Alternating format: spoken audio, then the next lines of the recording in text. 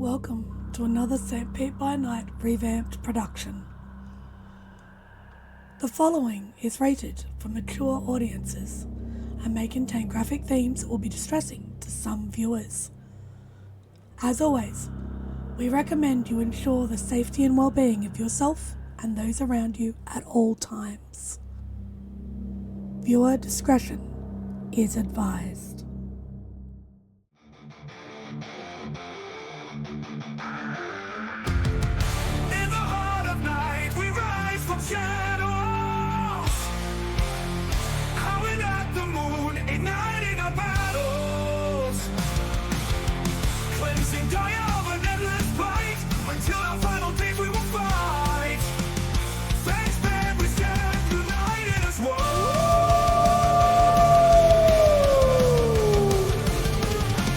Evil spirits lurking with horror and dread.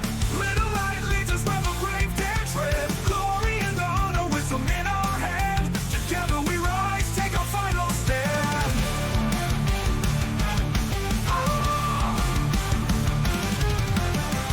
Everywhere we run, the wind is at our back. All the warring forces we will track. From the depths of the ocean to the clouds in the sky, vampires tremble as we learn to fight. Rage across Tampa, in this fight we'll stay.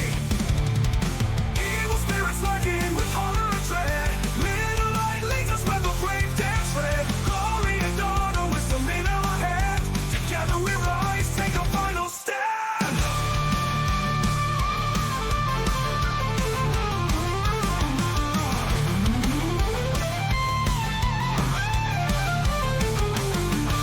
Rage across Tampa, in this fight we'll stay. Everywhere with the pack, let the night be our guide. In battles of honor, we shall never hide. Rock will never hide.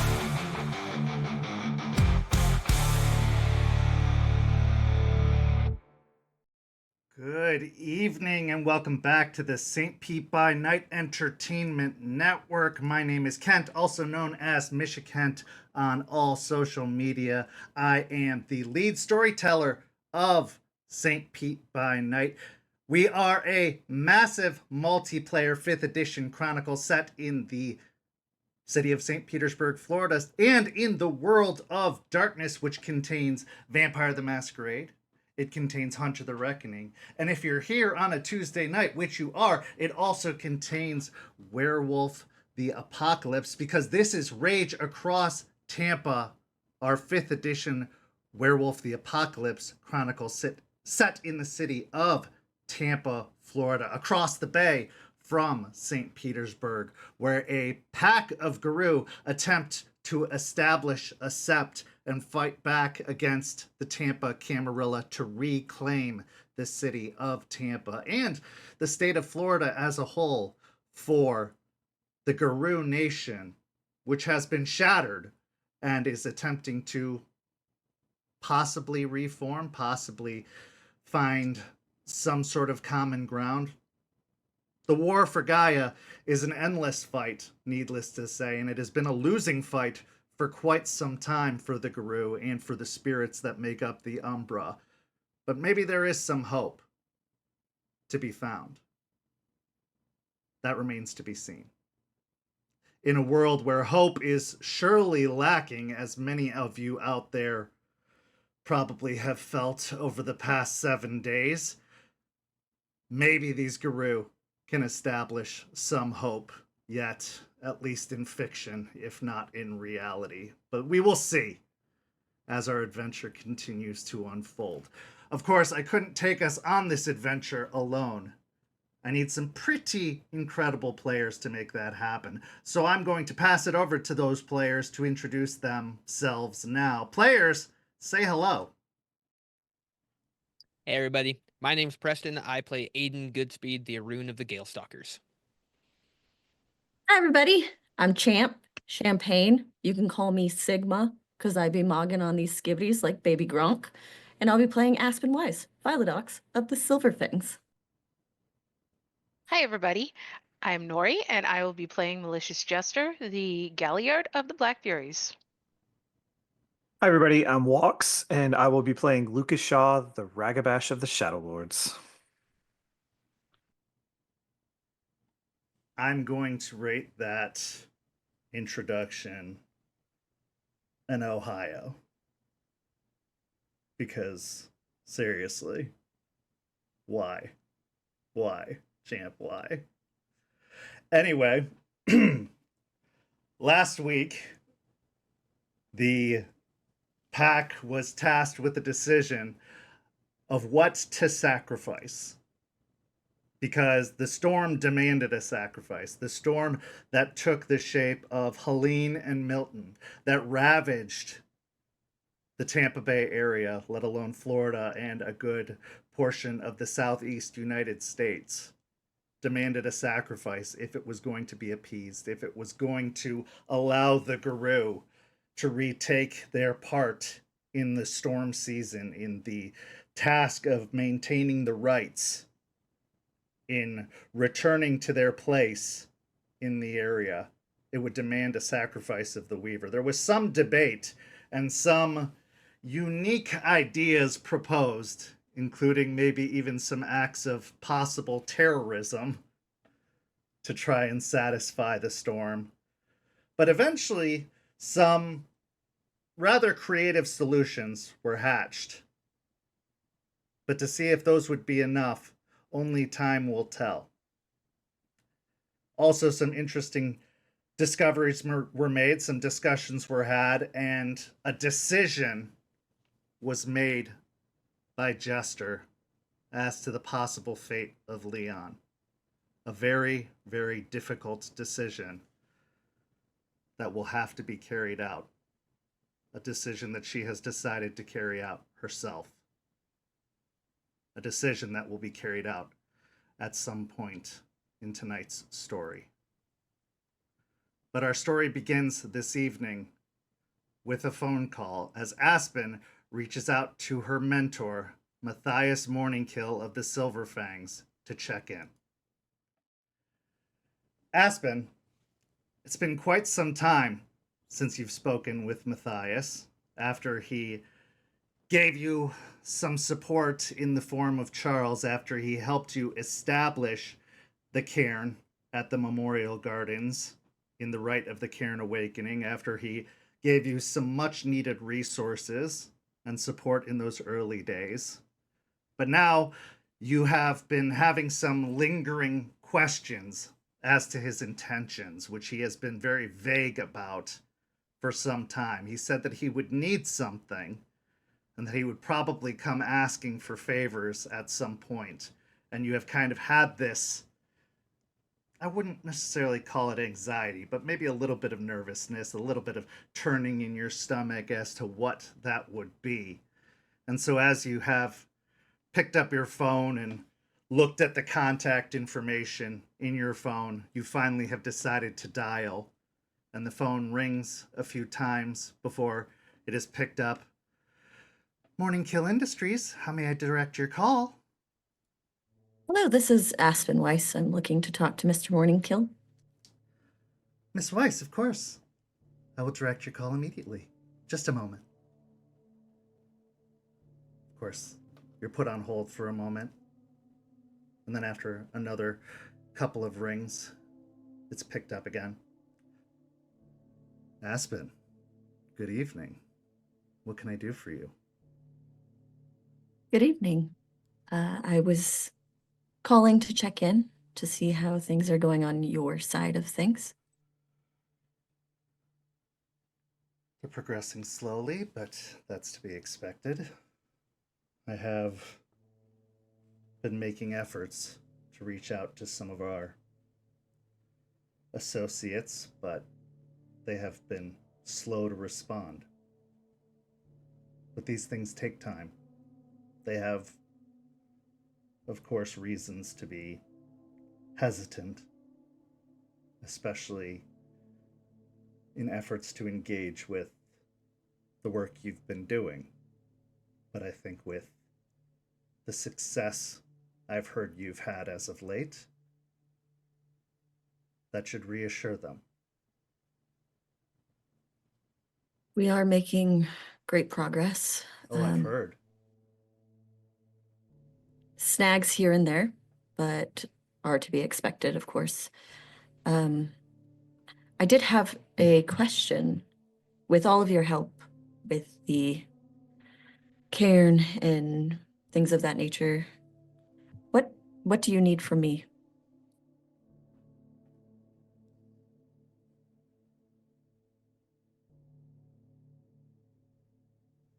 He pauses for a moment. I don't think that's something you need to concern yourself with at this moment. I'm more concerned about what you might need from me. After all of the reports I've received about the storms you've encountered, of the destruction that area has suffered, what can I do to help you? How are you faring?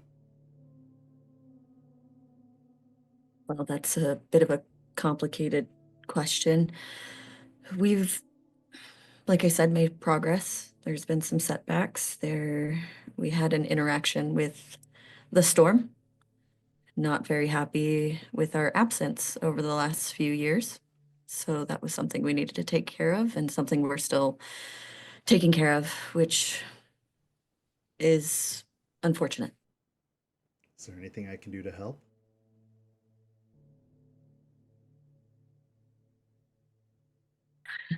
Not unless you have wisdom on what a storm would see as a sacrifice for us, from a weaver sacrifice, if you will, that we must sacrifice as my pack. Well, I'm not a theurge by any means, so I can't speak for spirits, but considering a storm is a force of the wild, a force of destruction, and the weaver is a force of creation, it builds. I would assume it would seek to do the opposite of what the weaver creates. It would want to destroy something that was built. It would want to unmake. It would want to even the scales. So, it would want to destroy something you have built. I was Or afraid you something would that say you that. have invested in that has been built. Something that is of great value to you, or something that is in great value to the guru. Not necessarily yourself, but to your people, or our people.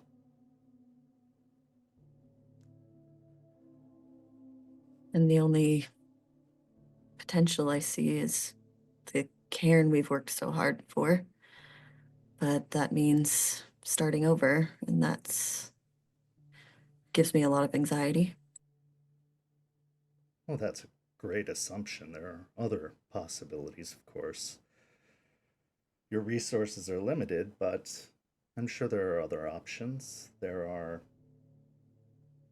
connections, pacts. Things that are built aren't necessarily always physical. Relationships, for example, are a connection. Things that are forged, built.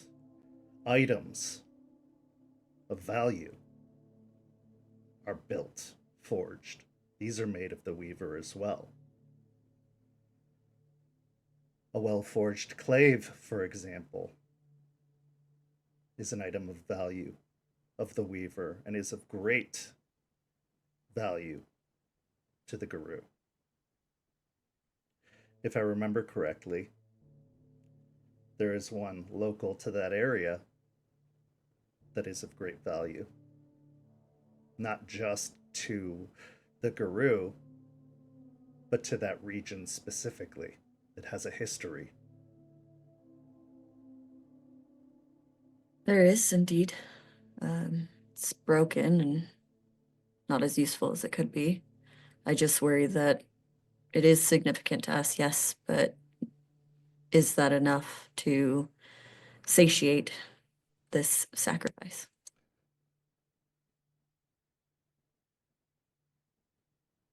The physical form is not the full significance of the thing. The emotion that ties to it, the history, can also add to the significance. You have to understand, spirits, they are complicated, multifaceted. Their depth knows no bounds. The destruction something like a storm seeks to wreak isn't merely physical. It feeds on the emotional destruction it causes as well. This is where the Banes are attracted, because of that emotional pain that is brought. That's why they cling closely to things like storms. This is where the wild and the worm often work in harmony together. The problem is that balance has shifted too far sometimes.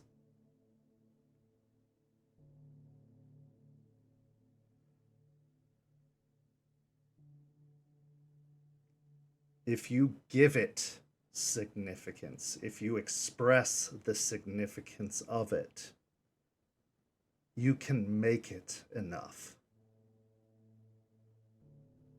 But if it isn't enough to you, if you have doubt that it will be enough, it won't be.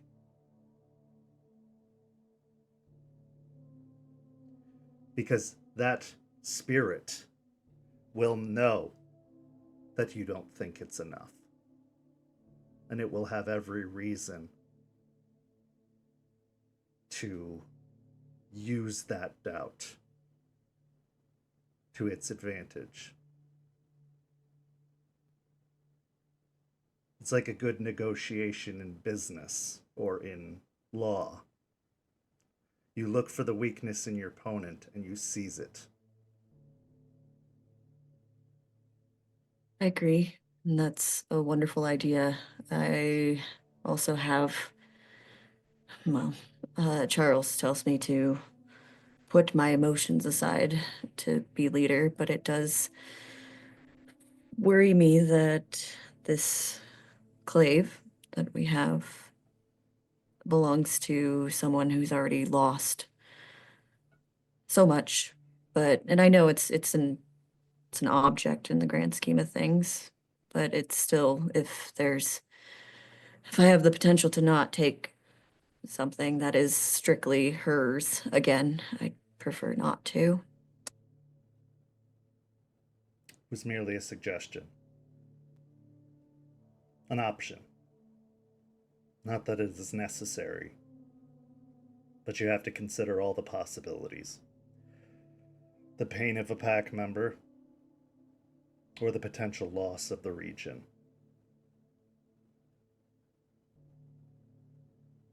I understand. How do you and Charles, you lead with such logic. And I think that's something I lack.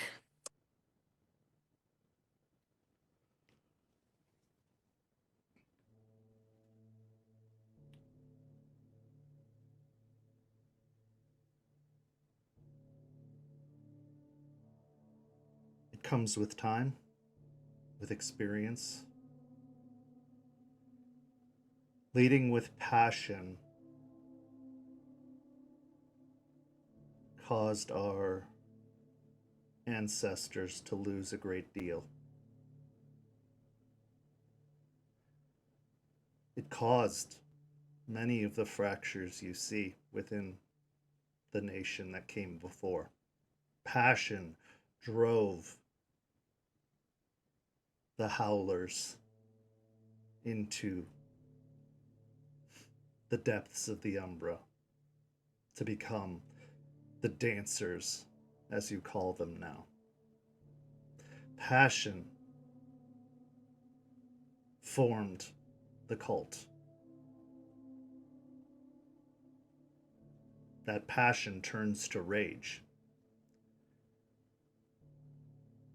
and burns into the fires of Hoglosk, or that passion burns out and sends one into the depths of Piranha. Logic is what balances the scale. There is a time for fury. There is a time for rage, certainly. It is a tool, just like any other, a weapon, just like any other, and there is a time to wield it.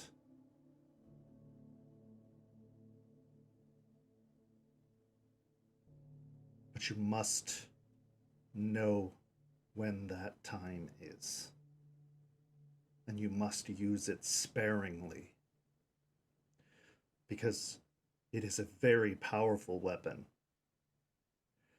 and if used incorrectly, it can not only damage you and those you care about, it can eventually fully consume you and control you.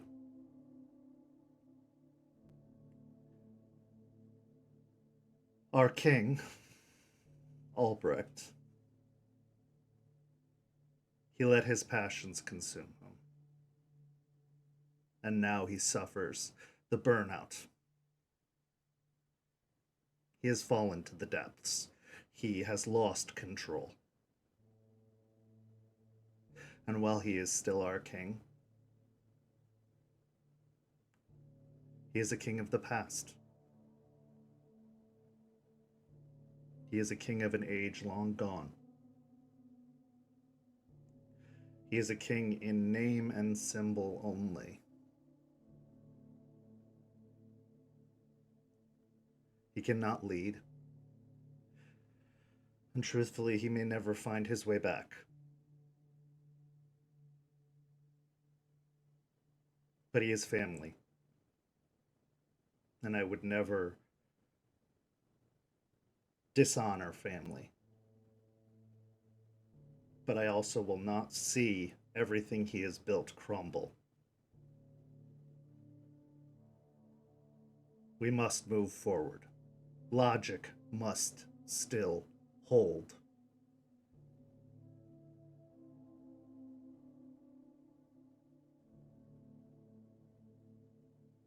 The scales must be corrected. So if his passion or lack thereof will weigh heavily on one side, I must let my logic, my lack of passion, my unwillingness to allow passion weigh heavily on the other, to correct. What about compassion?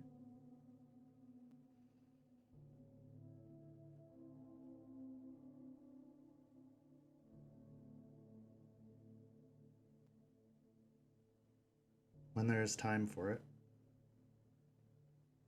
when the situation calls for it, certainly.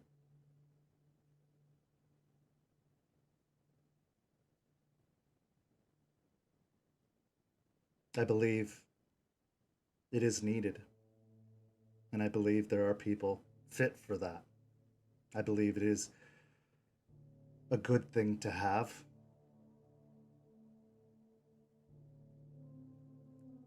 A worthy Galliard, a child of Gaia, can bring such a thing to a good Sept. But we as Silverfangs, we of the Falcon,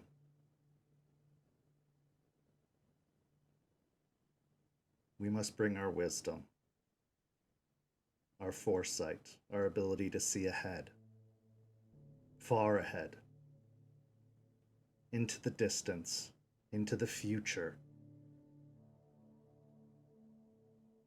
We must not look at the ground in front of us, not down at our feet.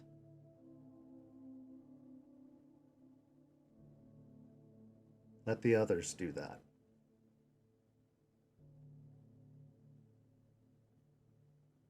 Okay. I will do my best. Speaking of that, though, with where the cairn is and our not so distant future conflicts with the leeches, there's a opportunity to move somewhere more secluded with less eyes. It would be establishing something new versus what we already have. There's a lot of potential and a lot of pros in that. But I foresee some cons in that as well. I was wondering if you'd be able to advise me the best you can on a decision.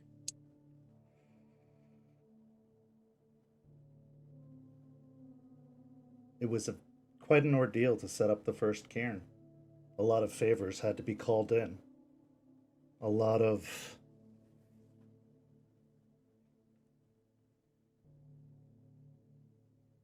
effort had to be made.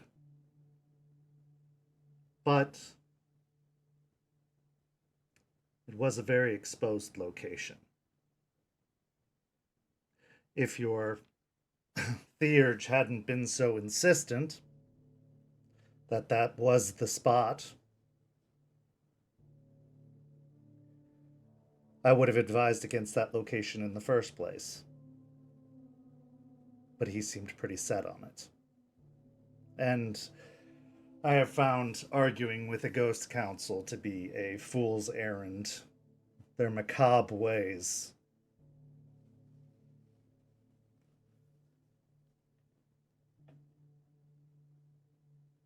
If you have found a location that you believe is fitting, it could be a worthwhile endeavor. But how you are going to be able to go through the process of enacting the rite again, that could be difficult. Again, the favors that were used to enact it the first time, that was quite taxing. I'm not sure that I could be able to assist you in that way again. I understand. And I think all of us here, we can figure out what we need to move to find another location. I don't foresee that as an issue. That we're pretty resourceful. So you've helped me once. I wouldn't ask you to help me again, of course. I would.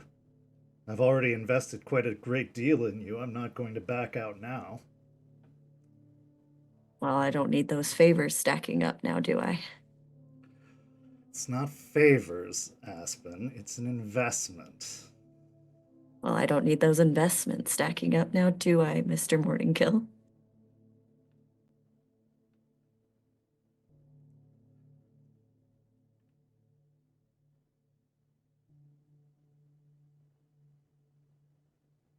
Tell me more about this opportunity. For the potential other cairn? Yes. It would be secluded in the woods, a clearing, somewhere we can go where it's not right in the middle of hustle and bustle. It's quiet, a place where we can hunker down, and it's more within nature, which I think is great for being able to be closer to spirits and in the wild. It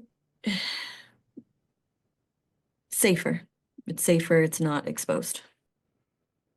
How did you learn about this location? Aiden found it.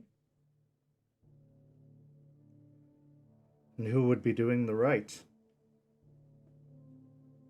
They're all very pointed questions. Did you want to ask a specific question? I'm asking. Okay. Who would be doing the rite? It would be Eliza, of course. Do you think that's the best idea? To have Eliza do the right? Yes. I do. I think that out of everyone, yourself excluded, of course, she's been the one willing to help us, nation or not. She's been here. She's been trying to rebuild with us, which is a lot more than I can say for the rest of our nation.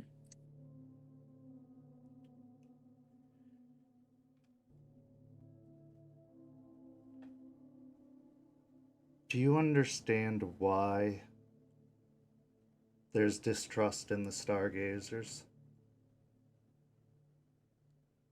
I don't understand the distrust. I understand their ideas are different. They're much more pragmatic in how they see the problems being fixed compared to the nation as a whole. They don't believe there are any rules in how.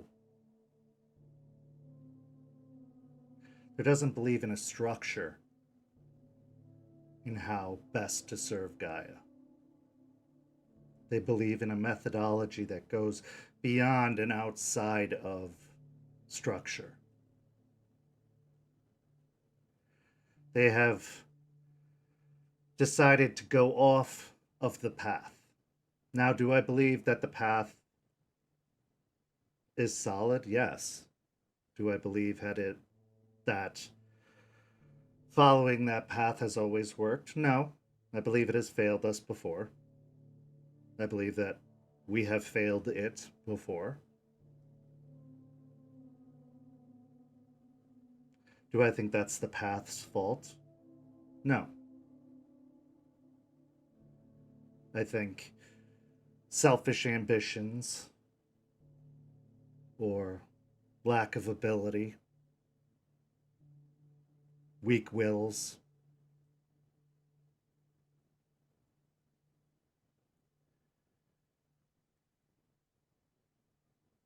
a society without order cannot stand. What the stargazers wish for is a society without order. Well, I of course agree that order is necessary for our culture to exist. I also believe that regardless of ideals, everyone has something to teach us. Everyone has their own unique experiences and their own ways of doing things. And if we learned from other ideas, we can do better. Certainly, and this is why I took no umbrage with her assistance in the first rite. This is why I've taken no umbrage with her aid or guidance, with what ideas or wisdom she's had to offer. I've taken no issue with. But if she is leading this rite, if she is enacting this rite, there is risk involved, a great amount of risk. Because no one knows what a stargazer's patron is. When they left the nation, they started communing with a patron that no one can identify. They left their patron behind. We don't know what forces the patrons or the stargazers take their guidance from. You understand that could be very dangerous, good, evil, or otherwise. When you don't know who is leading who is advising who is granting what power to whom.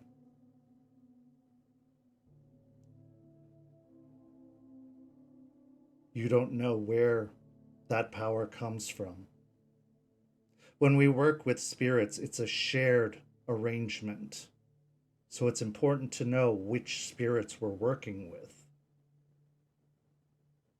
If you are opening a new cairn with spirits you don't know, spirits you don't understand,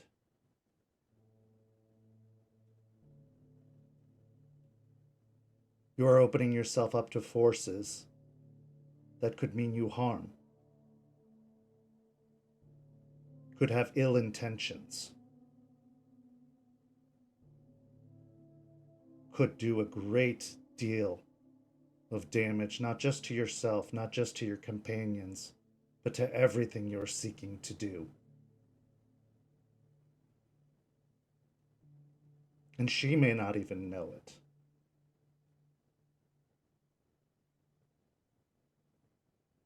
I understand, and I'm listening. She has helped us when it came to the storm in that situation. She didn't lead us astray. I trust her. There are things I don't know, and I will look into those things because I think you make excellent points. But I do trust her. If not all stargazers, she's the only one I've met, but I trust her. She's been here. I understand your concern with the spirits themselves.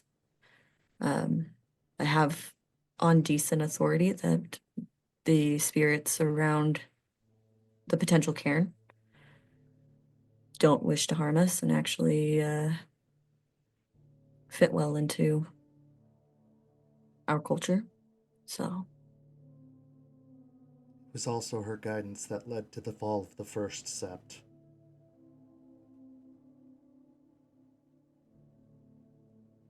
Remember that.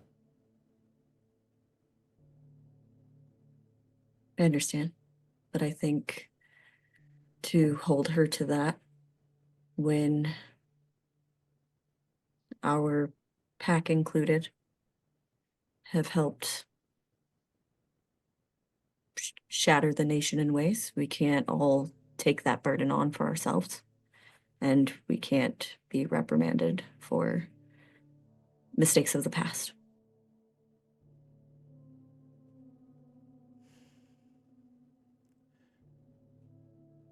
It's one thing when the mistakes are attributed to a tribe, yes, I agree with you. When the mistakes are committed by the individual themselves is a completely different ordeal, and you should know the difference, Miss Weiss.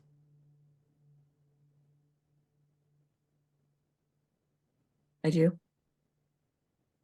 And I've also learned that forgiveness is necessary.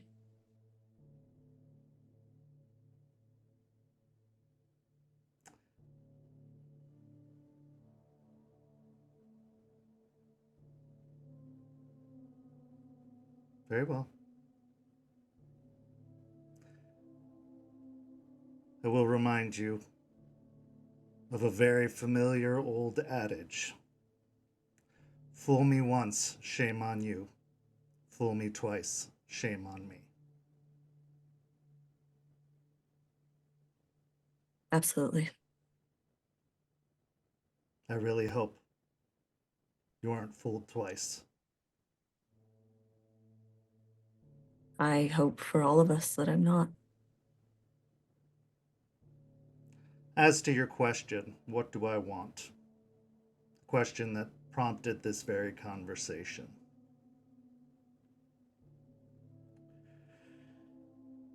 You're young. Your Sept is young. You are building something in a very turbulent area.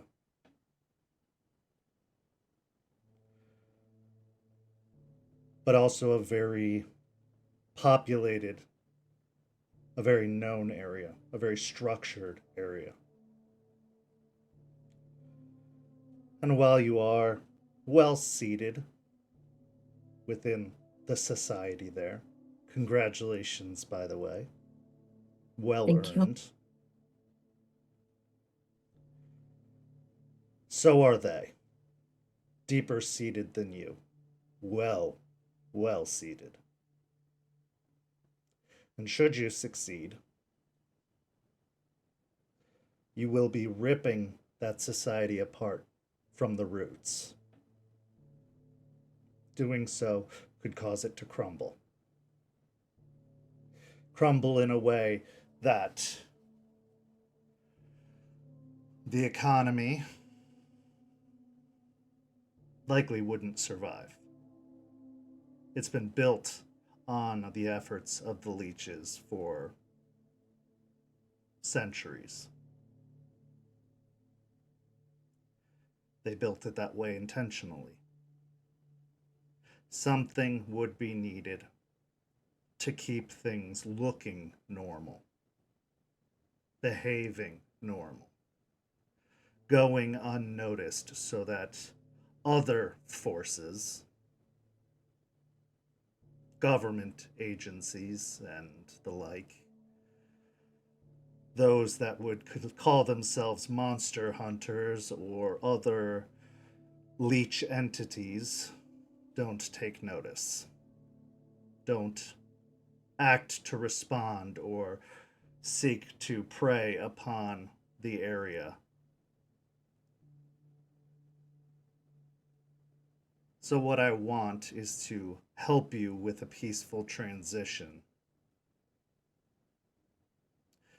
And would I benefit? Certainly. But that's not why I'm doing it. I'm investing in you, but it will also assist in this new nation I'm hoping to see built. The resources that would be gained from this transition could be reinvested in helping our nation grow. Could be transferred into other operations, green initiatives, new organizations being set up across the country, resources funneled into agencies to fight back against organizations like Endron.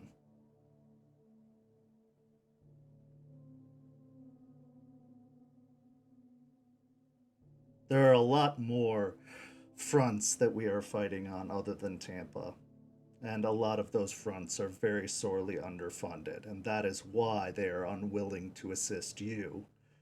It's because they are hurting themselves. If we could show them, after your success, that we can help them as well, it is likely that you will see more assistance come your way.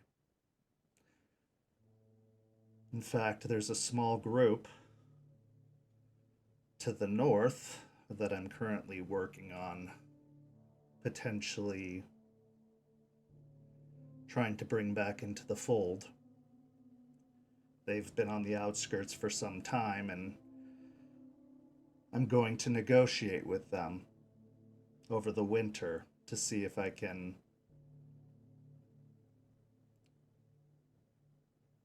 get on good terms with them. The old nation ignored them, pushed them out. They're a little rough around the edges, comprised mostly of some of the tribes that would be looked down upon by the Silver Fangs and the Glass Walkers, but I believe if I extend good tidings to them, open up negotiations, perhaps I can bring them back into the fold before the likes of Fenris or the Dancers try to sway their beliefs, or before they decide to go renegade themselves. That being said, if I am able to convince them, I just might send some of them your way. Some reinforcements to aid in your efforts. Would make Tampa just a little bit bigger, which is what we're looking for. I am trying to help you, Miss Weiss. I know that I have an odd way of doing things. It seems logical, it may seem cold even. It may seem like it is lacking compassion.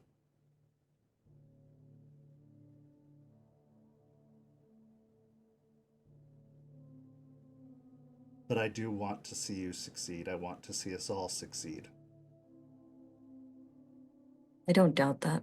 I've never doubted that you've wanted to help and that you were sincere in being helpful. It just makes me nervous when I don't know the whole story and can't see the whole picture. You know me, I'm not great at unknowns. I just want you to focus on what's in front of you, the future that's in front of you. Don't worry about the rest of the world. Worry about your world. Let me look at the bigger picture outside of Tampa. I've spent a great deal more time out here.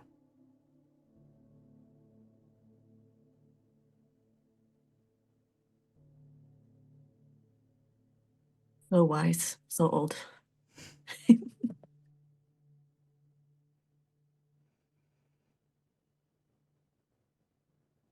Was there anything else, Miss Weiss? No, just thank you. Thank you for helping. It means a lot to me. Of course.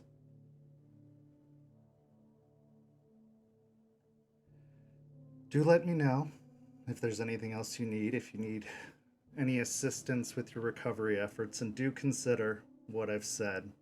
While I think seeking out a new cairn would be wise, and I do see the wisdom in that, it might be worth considering waiting for another theurge to come to town, or recruiting a theurge from another sept nearby to assist in opening a cairn. Better the spirits you know than the spirits you don't.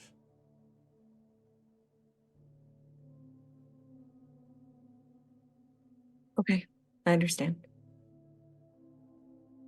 They may seem like they have good intentions. Just like people, they can trick you, and they will.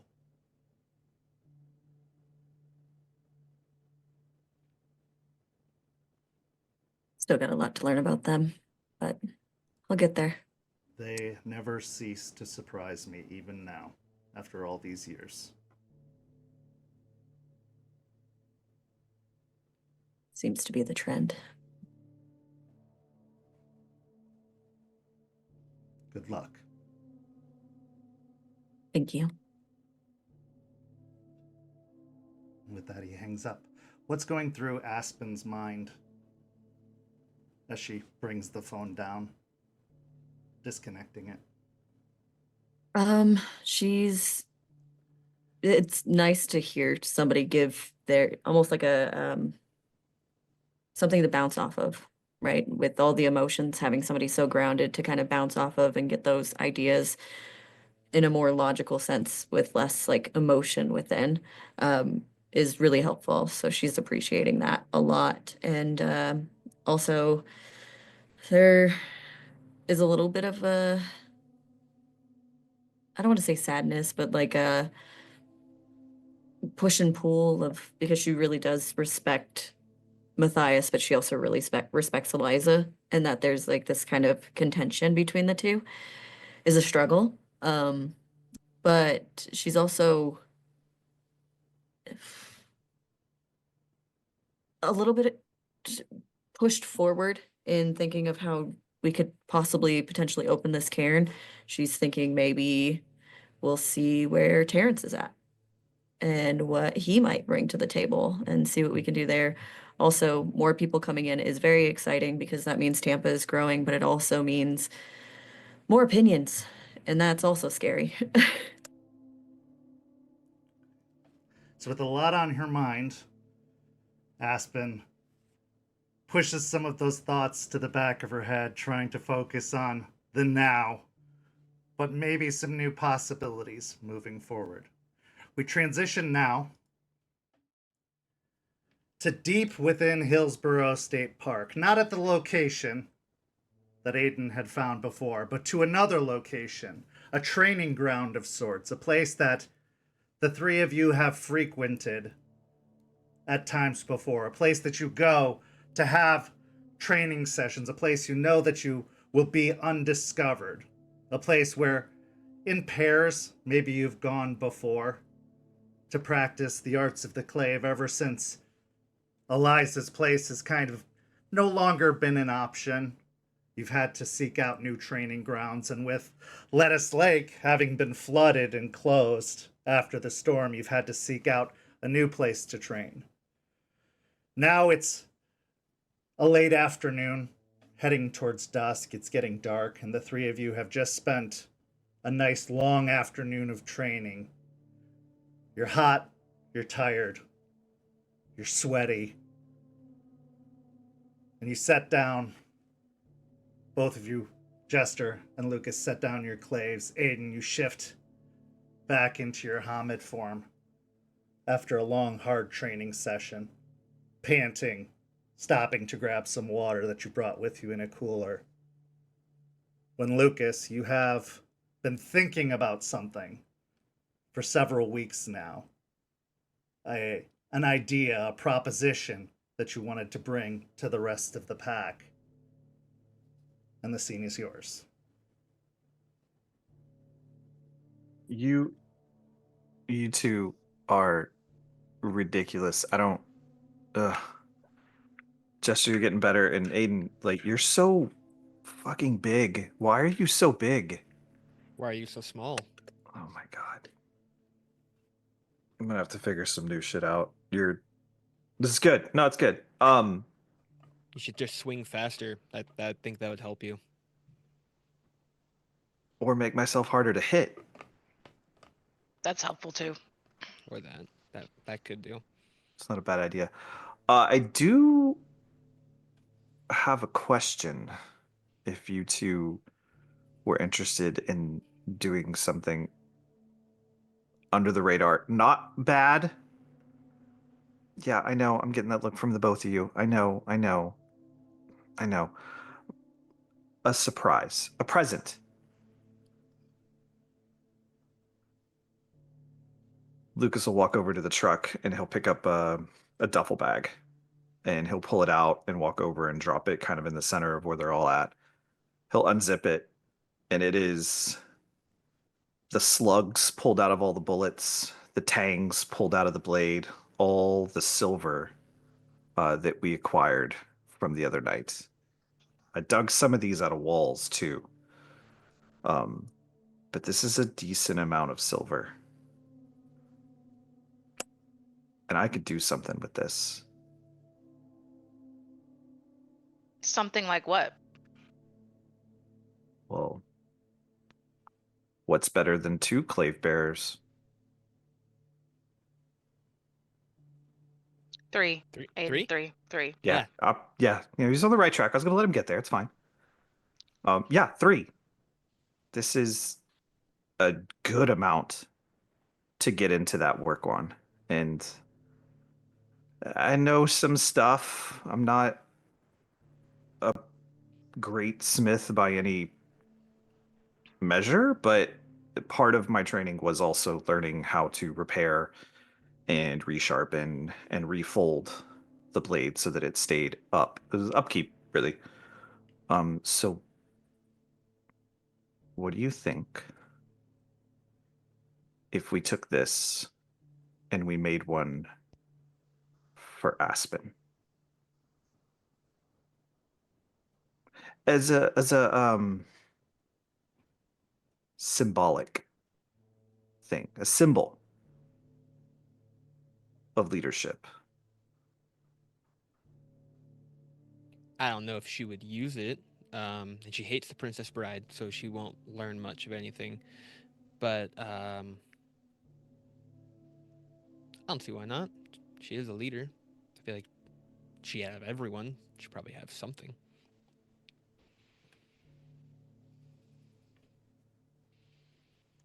Jester's gonna stare at her clay for a bit.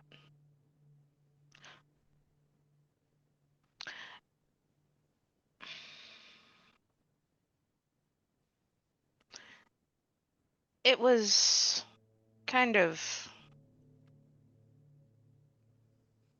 well stated several times to me that those looking to wield a clave will challenge those who already have it.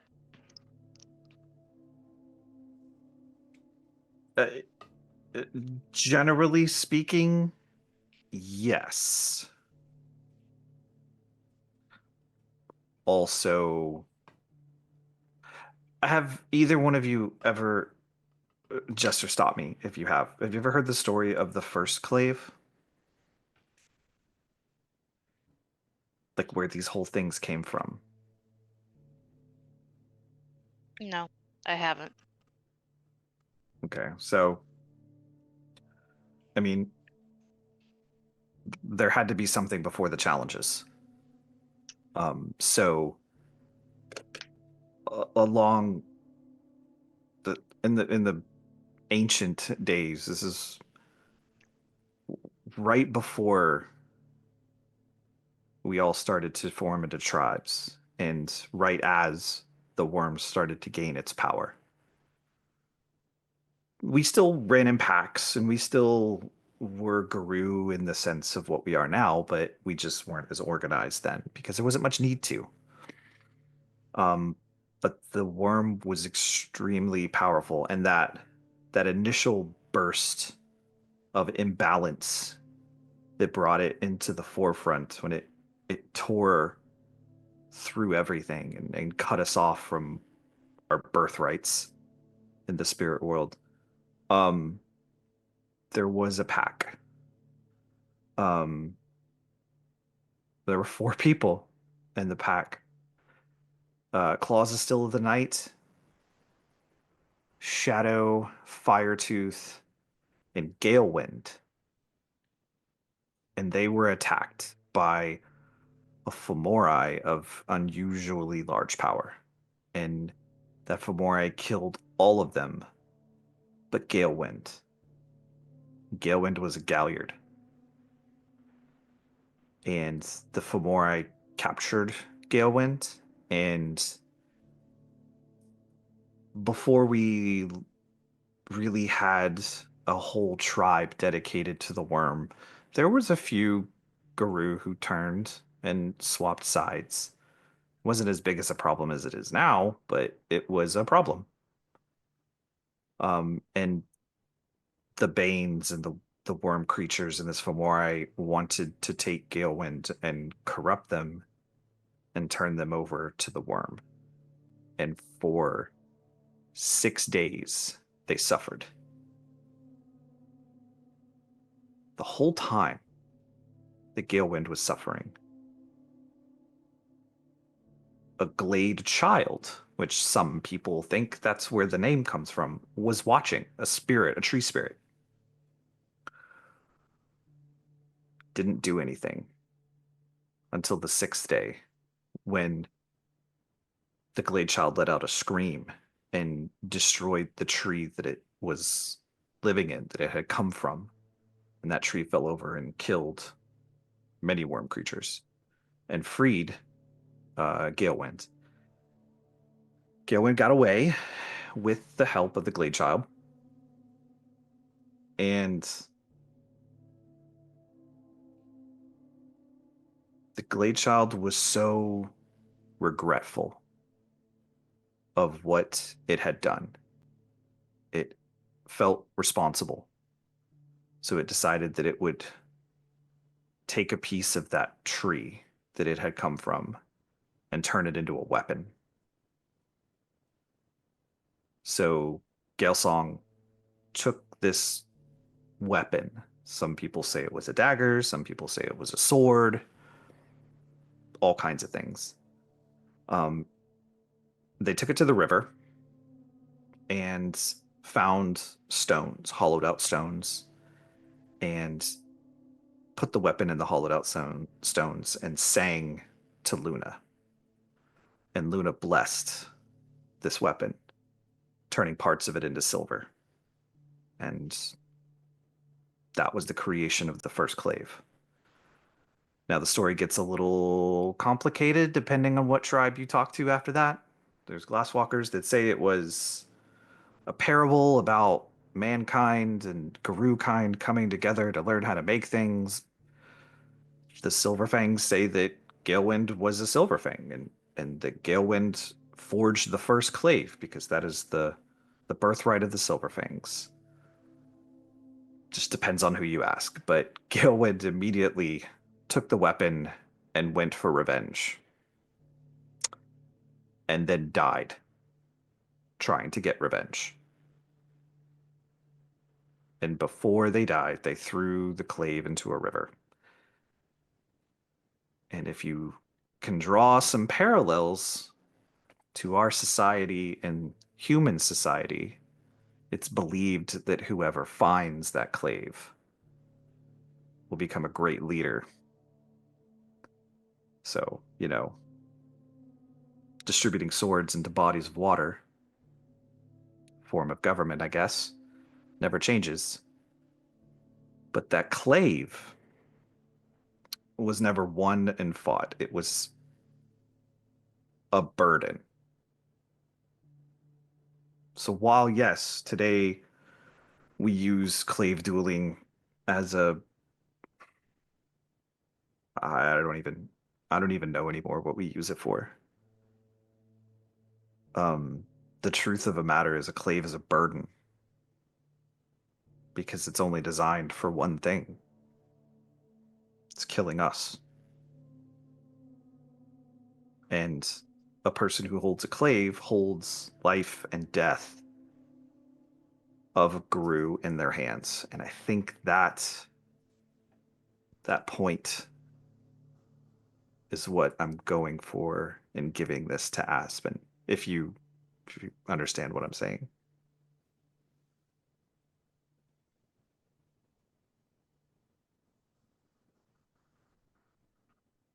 Have you made something like this before? No.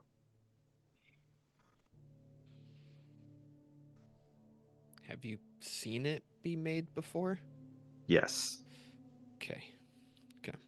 I have a good general idea.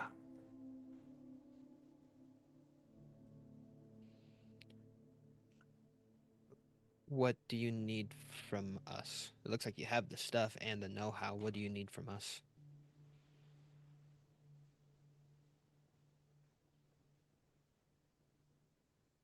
I think it's important if we all get involved. So the blade needs markings. It needs to tell a story when you look at it. I think that's why I think Jester should be involved with it. What should it look like? What message should it convey when somebody sees it? And while I have the silver, I still need a haft. I still need a grip. Something from Gaia.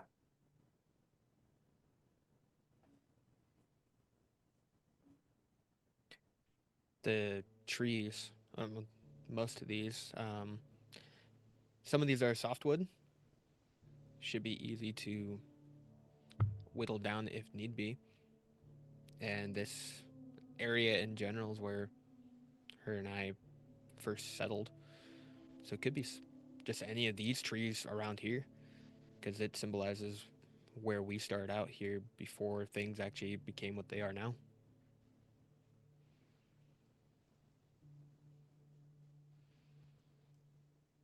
Yeah, that'll do.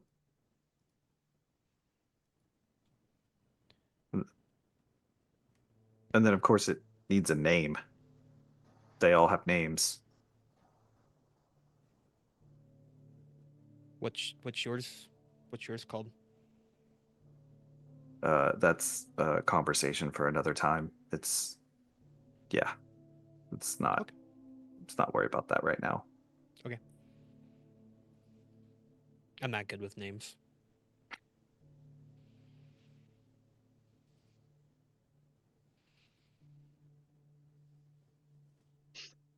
Still staring at the my glaive. Suppose it's fitting. New leader gets a new glaive.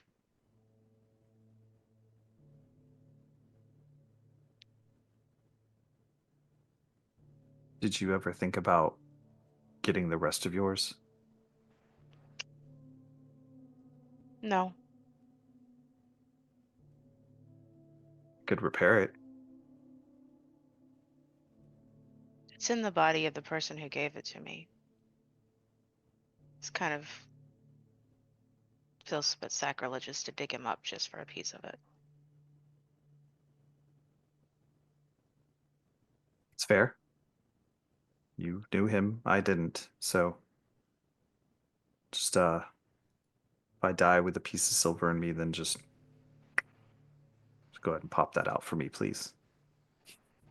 Not trying to be rude. I'm just saying, for me, what I want. If it's in there, get it out. Can be arranged.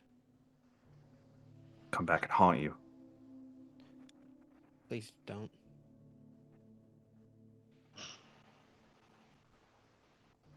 Jester, you good? Yeah. All right. I'll help. I'm the liar here. Come on. You know that. I suppose that's another conversation that can be had later. All right. All right. Well, step one is we got to melt this shit down. Okay. So, fire. Easy Fire. enough. Easy. Yep. Now? I mean, Don't you need like a forge or something? well, you need a crucible, which is like a really sturdy bowl or pot. Like clay. Yeah, clay would work. You take that and put So the we're thing... just gonna build a campfire, make a clay pot, melt the silver right now. I mean, no. Maybe. I mean, I didn't think you guys would actually go along with this, to be honest. Then why even bring it up? I don't know, because I wanted to do something nice. I know that sounds weird, To but what? yeah, I know. Okay. It's nice. It's a nice gift, and I think it'll be fitting for her. Okay. I think you got hit in the head too hard earlier. That But was a lucky probably shot. not do it now. Like here. Well, Find it's a place to dark. do it. It's getting dark. I don't want to light a forge in the dark and try to pour molten hot metal. I mean, Fire like, bright, Lucas. yeah, I know. It's just if I spill the silver, I mean, we're all going to be in a bad position because All we're right, going to be no, digging okay. that shit out of the ground Okay. or off of each other. Maybe just find a proper place to do it, because you say you have a general idea, but it's not like you can find YouTube videos on this thing. I mean, I was thinking like a Damascus pattern. It's really easy to work Damascus into steel, especially with silver. So, you know, it'll look cool. Lucas, roll me an intelligence and craft.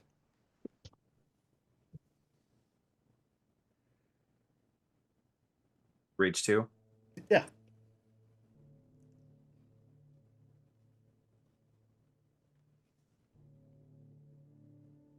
Four successes.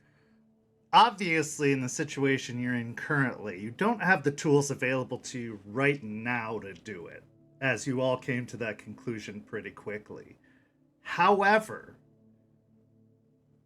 you do have a crematorium at the Memorial Gardens, and you do know that that furnace burns excruciatingly hot. If you were to get your hands on a crucible or something that could work for that, although there are probably some things that you could fashion there with a little finagling into it, you could probably melt the silver down there fairly easily. So you've got a furnace that could work.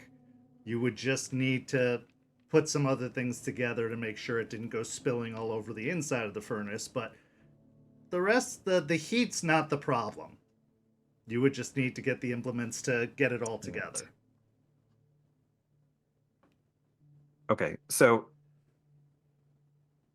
a idea. It's a little. It's probably not going to sound weird coming from me. What if we used the Memorial Garden crematorium to heat everything up?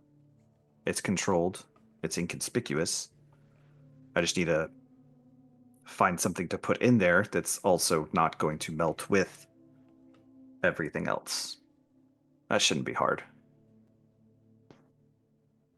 I mean, Aiden's right, clay does work well.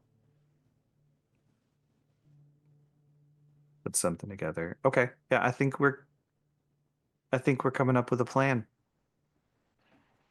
I think- can make that right now. Like, that's not hard. Well, I mean, we'd have to fire it. Well, yeah, but I could get you the thing made, and then we just take it with. Okay. Yeah, Or we can run do it that. to the bank. So as an idea is forged, pun intended, a plan starts to take shape.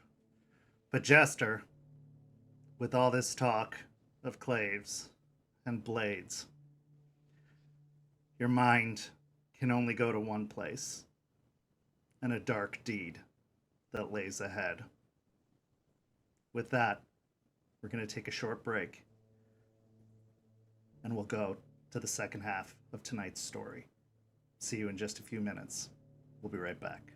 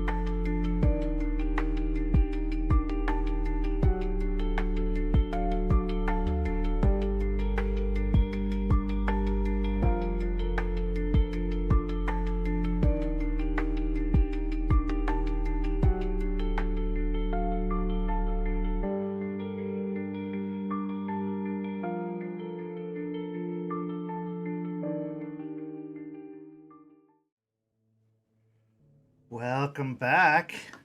In the first half, we saw Aspen make a call to her mentor, Matthias Morningkill, to find out what Matthias's intentions were for the region.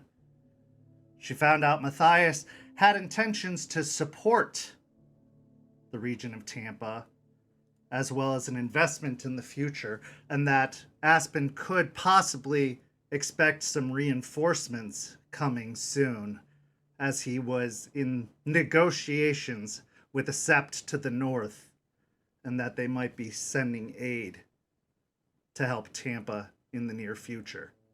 Lucas, Jester, and Aiden talked about the possibility of forging a clave for their Sept leader with the remnants of the silver that was meant to assault the pack. Now, in the second half, Lucas has requested to have a conversation with Aspen. Aspen, where would you have Lucas meet you if he contacted you for a meeting?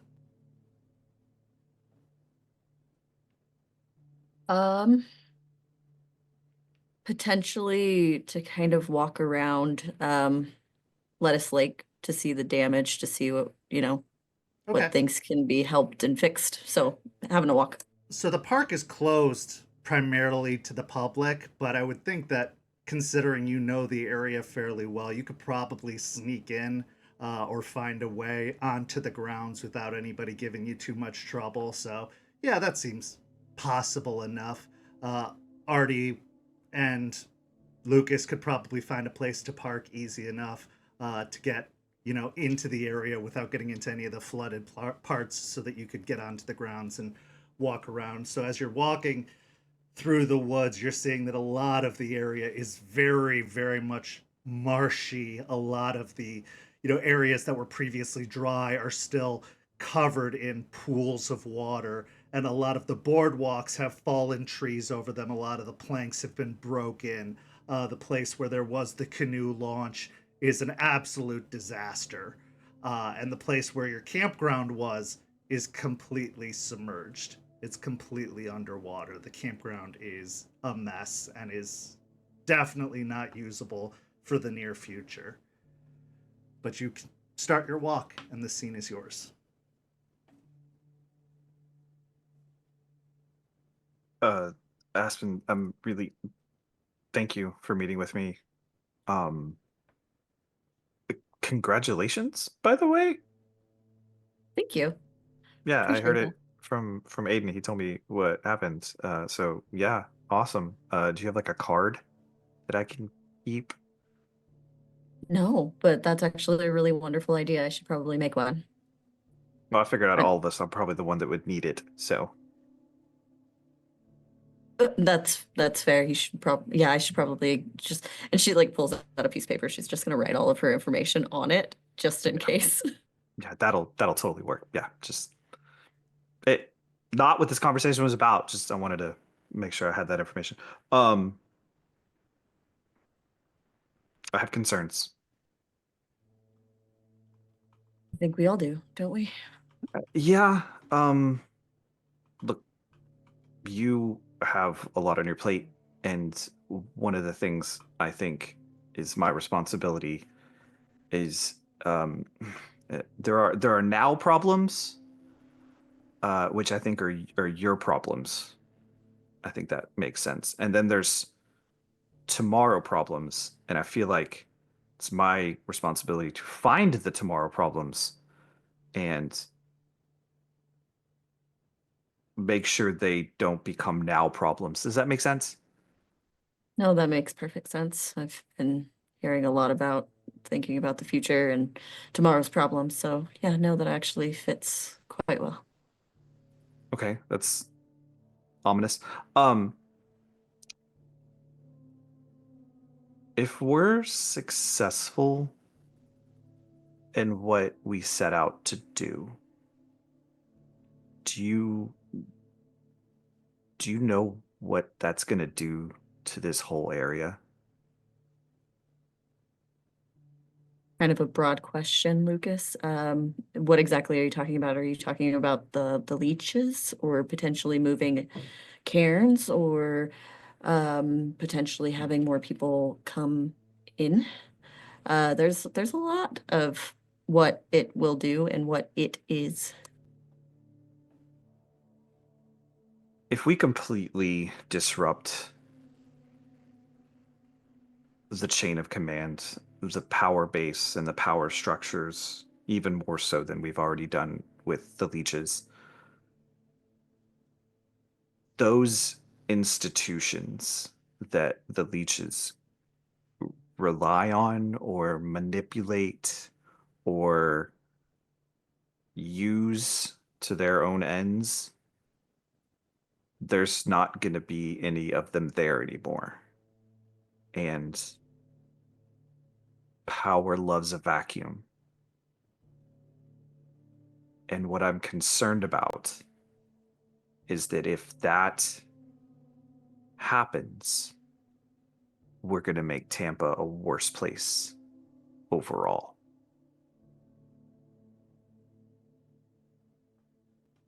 That's a big concern. Absolutely. If we get unfortunately, the leeches have a lot of power, a lot of hands and a lot of pots economically, all those different things, right? So we have to think about that. And does that mean that we're just opening a position of power for more to come in from some other direction? Does that mean that, well, we still have Fenris here. So does that mean that there's a potential that they could come pushing their way in, wanting their piece of the pie? What does it all mean? I am completely with you. There's a lot of questions, but I hate to say it, and I hate not having answers, but I don't have a lot of the answers. I know that Matthias is helping with that. I know you love him. Yeah, that's fantastic. What is he helping with? Just if you want to tell me. Well, he's great with. He's got a management firm. He's great with business, so he's getting kind of some resources here. Of course, it helps him, of course, but it also helps us to make sure that the economy in some way, shape, or form doesn't just collapse, and that certain bases are covered once these leeches are gone. There are things in the works. I wish I had more of a handle on it individually, but You don't? well, I'm not the one buying the businesses and taking care of that side of things. I don't know. I feel like there's a lot of things that I could do that I'm not doing. Aspen, that puts you in a real less than advantageous position as a future Sept leader. If we clear this place out and more gurus start pouring in, he's going to control everything. I mean, who's really in charge at that point?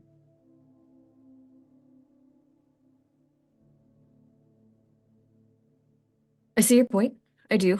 I understand it. So many opinions.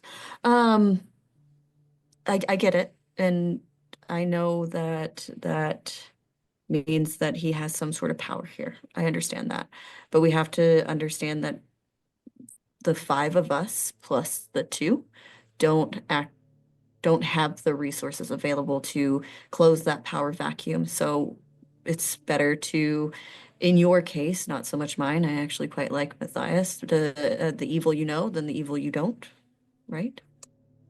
Yeah, fair. It's like the only silver thing I like. Okay, so question. What if you, us, mainly you, but also us, were capable of tapping into something he didn't have? Because everything you listed is all things on the up and up. But I guarantee you, these kindred, they're not all legitimate business people. We're not allowed to use that word, but continue.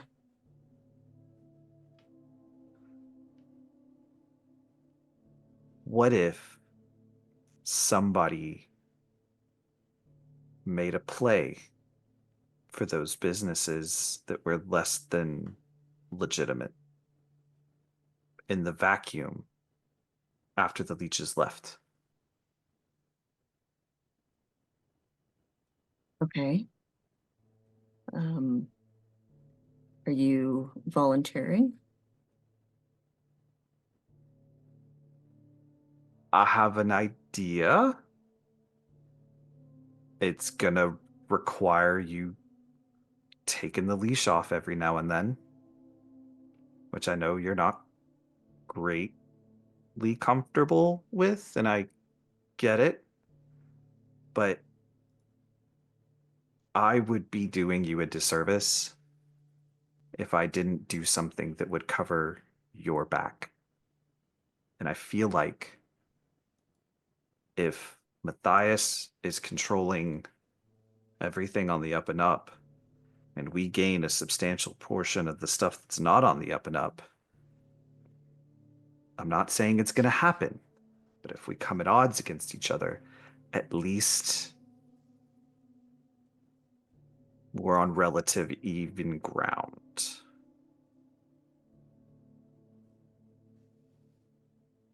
I'm not opposed to it, and trying to be better at not micromanaging you all, because that's gotten me nowhere. So what good is it? There. I'm not opposed to it by any means. I just is that enough for us? I know I don't do well in those spaces. I just would be putting my feet into a new pond. But the idea I had is that maybe the biker gang has a lead into the front doors of whatever it is that is out there in Tampa. And we can start, well, if there's going to be a power vacuum, somebody's going to step in to try to take control. And if there's one thing that people like me, which is people like them, respect, it's strength. So if I could find who's going to step in and be stronger than them, maybe that's something they'll respect. Maybe they will pay tribute. Maybe they will swear fealty. It's not like signing contracts. It's more of their word, which is dangerous, but I could be pretty scary when I want to be. Feels very Game of Thrones. Hmm. Sorry, I've been watching stuff with Aiden recently. That's good. That's good. Actually, I'm glad he's watching that. He's learning something. But I think maybe there's potential there. I don't know how it all works. I wish I knew, but I think maybe because you're, no offense, you're not like the greatest at making networking. We'll call it networking. How's that? No, you're right, but what I was thinking is less of networking and more of iron fist. You're up for that task? You may be all smiles, but I'm much more gaslighty, if that makes sense. So those that I couldn't force, I could probably lie through my teeth too. Okay. I have a condition. I was waiting for that. have Jester help you with that. I think her in with the bikers, and also she's much friendlier than you. So Iron Fist when needed, but also friendly when needed, right? It almost like you guys would work really well together in that space. You're also both like a little like grungy, angsty, so that really works for that vibe, I think. That is a interesting compliment I will consider. Just in the spirit of negotiation, loosely, not directly, I'd also like to bring Artie into it. I'm gonna need somebody that's good on the keyboard to cover some trails, set up some interesting fronts, enterprises. I got to talk to him because I'm not on the finance thing. But I need somebody on a keyboard that can help us out. Is that okay?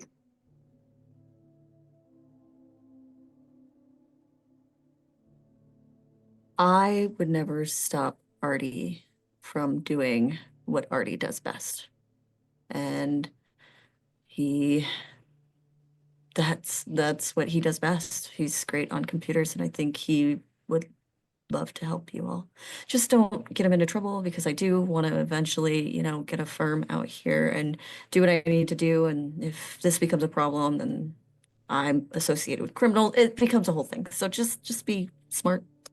Look, there's nothing that I would avoid more than having a law firm's IT guy found out to be involved in organized crime. And in a scrap, I want Jester, not Artie. So I would also want to use Aiden, but I feel like I don't feel like that's. I feel like That that's a one, last resort. that one's gonna be a hard no for me. Yeah, I think he actually, I love him, and he's doing very good, and he is learning a lot, and he's great in a scrap. But he might put you all at a disadvantage if that's the route you're gonna go. that's exactly what I was thinking. That's not. He's going to say something, and it's going to ruin something, and then we get to do what he loves, which is beat everybody up. But I don't. It's like that's later. That's last resort. Okay. Yeah, Okay. that's if things get a little, heavy on that side. Then you can bring him in just to put people in their place, and then take him right back out because he says the wrong thing a lot of the time. So Love him to death, though. Um. Okay. Then this is something we're going to do. and don't gag on me here, but I trust you, and I think you can handle this. Just uh keep me informed. Well, I will. That's just that's like heart 3 times grown Grinch thing feeling there. That's weird. But I'll keep you informed. Um, and this is, just so we're clear, something I'm not setting up for myself. This is something I'm setting up for all of us. So, yeah. I've come to learn that everything that you've done here so far, for the most part, has been for all of us, even if I've absolutely hated it. So, I'm a I simple person. fair enough.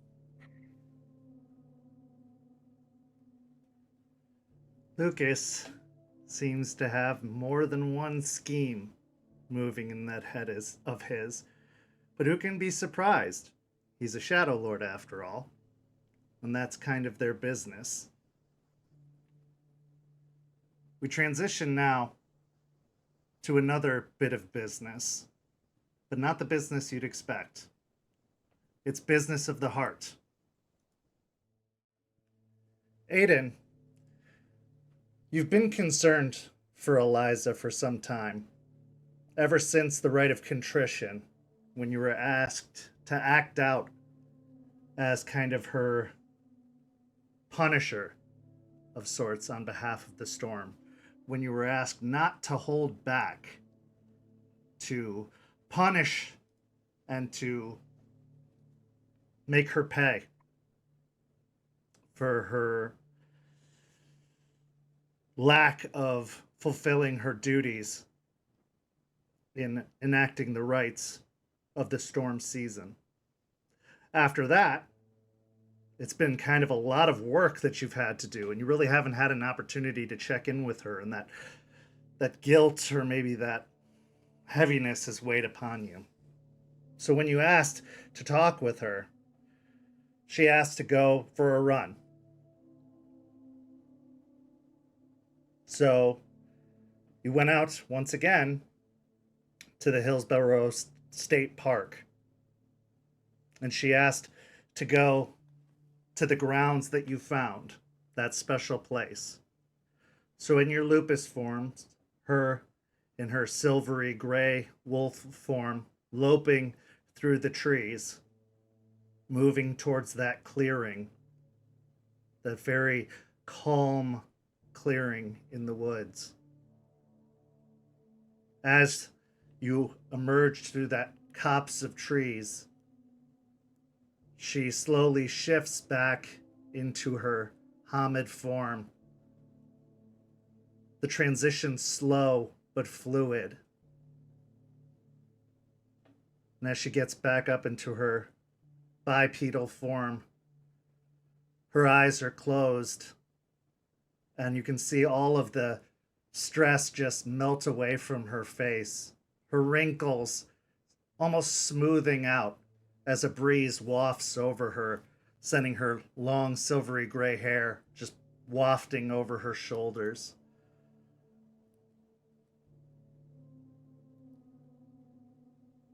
Have you ever been to a place, Aiden, a place where you feel completely unburdened? I had a dream once of something similar to this, but not actually being in it, no. There's only ever been two places like that for me. Here, in a porch swing back in Savannah. I was maybe 4 years old. It was my grandmother's house. And it was on this piece of land that you couldn't see another house in sight. It was on the countryside.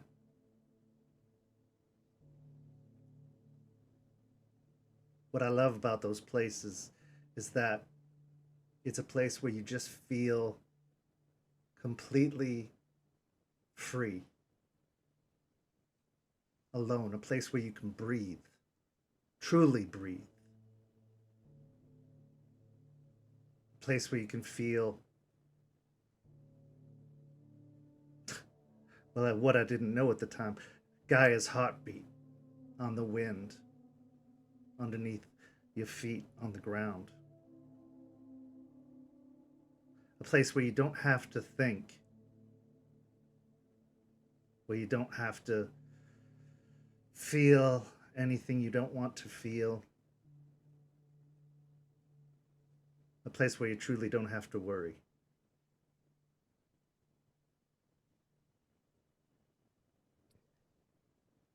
Yeah.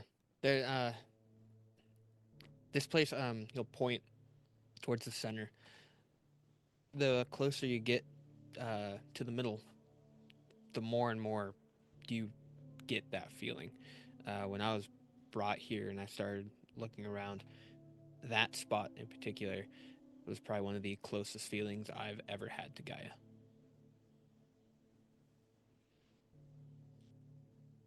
It's a good feeling, isn't it? It was a bit overwhelming at first, but then it was a good feeling. The more that became comfortable in that spot. Well, you'll come to know that feeling very well. I I hope so. I wanted I wanted to see how you're doing. You've kind of been through some stuff lately, so the whole your place being attacked and then held at gunpoint, and then all the other things that followed. Want to make sure that you're. I know as far as you are, you look like you're doing all right. It's this up here I'm wanting to make sure of. Well, I'd be lying if I said it wasn't an ordeal. It certainly is. I think it would be an ordeal for anyone, but I think what worries me the most is the ordeal it's put you all through.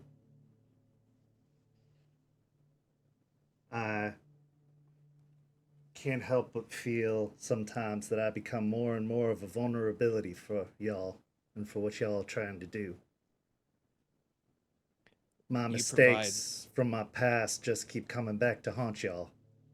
My lack of fulfilling my duties as the rat master of the area for these past 10 years, my tangles with the leeches of this area. Yeah, what does Mary have against you? If you don't mind me asking, just curious. I survived. I survived her first onslaught. I'm a remnant of what should have been her purge. That's all. There's no personal vendetta there. There's no great offense that I caused her. I'm just a memory, a leftover, a remain. And I'm an asset to you. Another dog to be put down in her eyes, I'm sure. Yeah, well, you're more resilient than you give off, though. I wanted to say sorry for what I did to you. My patron, they're harsh and they're cold. And when the wind asked me to do what was asked, and then I was told I can't keep things back. I just want you to know I didn't enjoy doing any of it. It's something I had to do. I just wanted to put that out. I didn't want to. Eliza opens her eyes for the first time and turns to acknowledge you and raises one of her wrinkly, withered hands and places it against your cheek. Aiden, you did no more or less than I asked of you. You should feel nothing but pride, as I feel, for what you did. I asked you to do something very, very difficult. And if there's anyone who should feel remorse, it should be me for putting you in that position.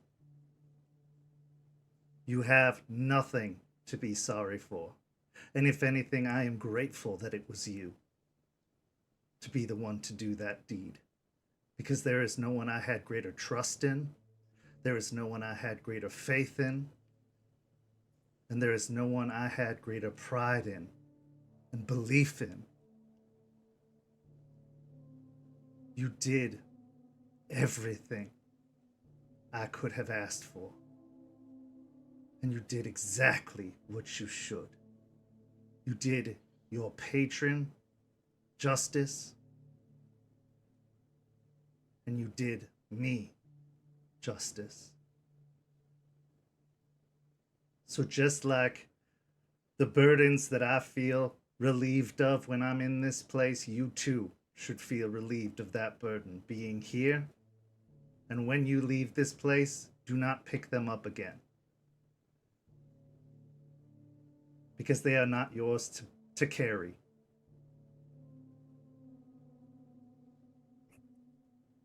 I pulled you out of your burning house weeks prior, and then the following weeks, I'm kicking the shit out of you.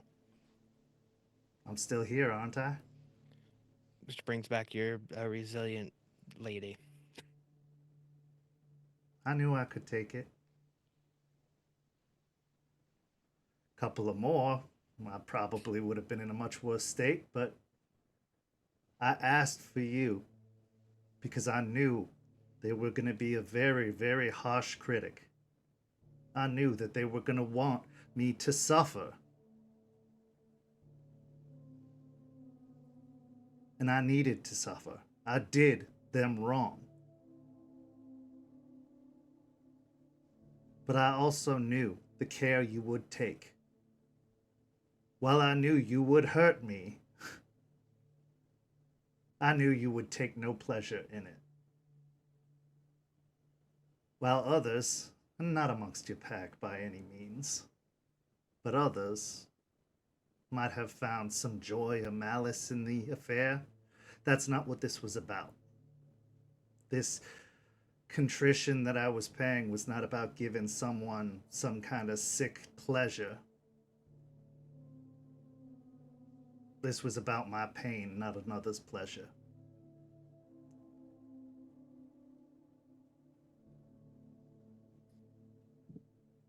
Okay. If someone does that to you, let me know. I'll take care of it. Of course.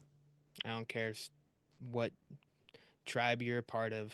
You're part of this pack. I got you. I appreciate that. Okay. And Wow, the that feels same really goes good. for you, always. I know that my methods and my tribe's reputation is one of a checkered past, but I'm always keeping my eyes on all of you, on this side and the other. And I only want what's best for you, even if it means leaving me behind. And I will tell you to do so if that's what's necessary. And I will mean it. Yeah.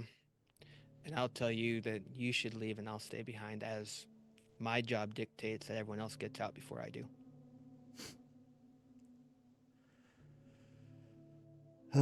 There was another who spoke that way. It's kind of taught to us that way. We find out what we are. The way my mentor told me is even the Gale Stalkers, they were the hunters, were the trackers. But because of our patron being so cold and harsh, we're the ones willing to do the things that others won't. We'll kill if need be. It's demanded of us daily. And that also means to protect everyone else, make sure they get out. I want you to consider something.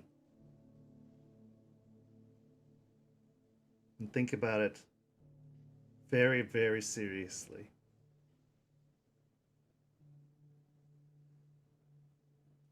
Sometimes it's not your turn to sacrifice.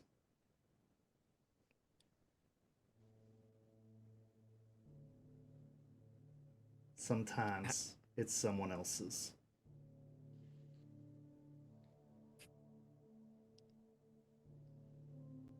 Is there a way to know when that time is?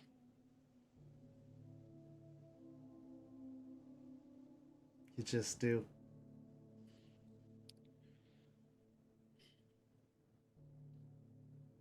Even spirits, like answers, but not answers. I don't. Speaking of spirit, the one that brought me here, I don't know if you know this one little white wolf, but she sucks. She's mean and she calls me names. Um, and she like got in my face, and I don't like that. So if you can, I don't know, talk to her, like back off a little bit. That I don't know if she's here, but if she is, I didn't say any of this. But if you could talk to her, that'd be great. You would elect her when she was alive. Oh, so you like know this cool. Well, then never mind. I don't know. I didn't say anything if they were a friend. I mean they're Oh no, wonderful. she was one righteous bitch, but Okay, you would good. We're on elect the her. same page. Okay, all right. She's grown up quite a bit since then, but she she's she's here for a reason, and she's serving a purpose. Being a pain in my butt. Yeah, that's the purpose. But she did kind of help me with one thing. I was talking to her about Charles and what the conflict he and I had. Um, she did help me kind of realize that I need to, in a way, find the balance between both of what Charles was saying and then staying who I am instead of just changing. So okay, yeah, I see what you're saying. That she's helpful. Kind of takes me a little bit. I like directness. And that's why she's perfect for you. A lot of spirits that you encounter, like you said, talk in circles. It's very rare that you come upon one that is direct. They can't always say everything they mean. They can't always give you the straight path because they don't even know it. Because the path's always changing. Your decisions make the path. And the paths are laid out before them just like they're laid out before you. And what path you choose can alter the paths laid out before them.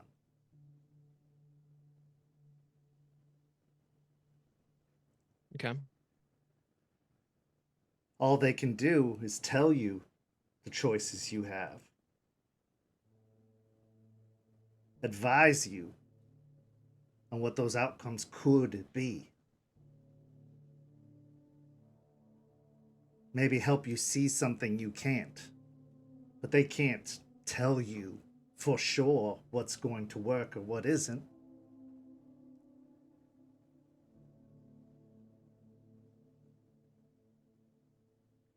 All I can tell you is you're so sure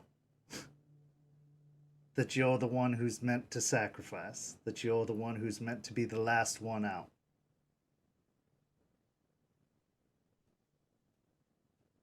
So was Blackrock.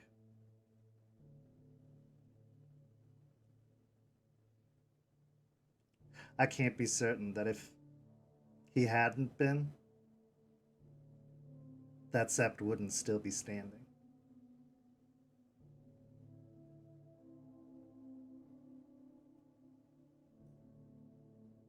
All right. When a time comes, I'll consider it. The I can't guarantee it'll be the right choice. Any choice is the right choice because it's the choice you made with the information you had at the time. Even Blackrock's choice was the right choice because it was the choice he made.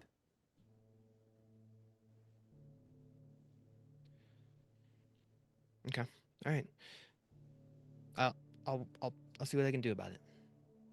I know.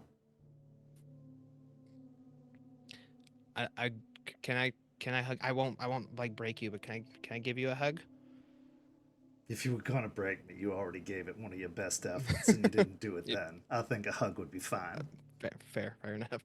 You'll go and like embrace her in a big hug. She holds you close to her and she keeps the hug held in for a long moment.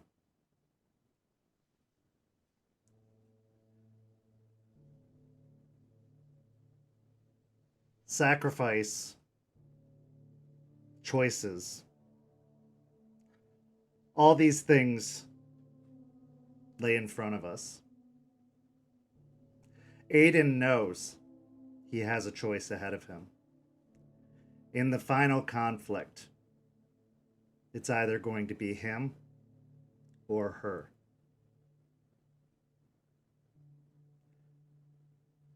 Which her is the question. We transition now to our final scene of the evening. We find ourselves in a campground. A campground outside of Tampa to the north. A campground that had been a meeting place. A meeting place when Jester had gone to ground after the blow up or the explosion at the energy plant almost a year ago. A place where Jester and Leon had had secret rendezvous to check in with one another, to keep in touch while Jester was a fugitive. A fugitive she still remains to this very day, though there hasn't been really any updates on that. Most of the records of that have been long forgotten. Jester, you got to the campground early, securing the place, making sure that there weren't any other campers around the area. Having told Charles of your intentions, asking him to bring Leon there, Charles had rented out all of the campsites at the campground in advance of this particular night to make sure that there would be no onlookers, but you went ahead just to be sure that nobody was going to pull a fast one and be in the area, no hikers. Having looked around, though, you don't see anyone. So as the luxury town car pulls into the campsite, Charles climbs out of the driver's seat. It's dark after nightfall, as the instructions had been given. He doesn't remove Leon from the trunk yet, but he steps out dressed in his suit and approaches you.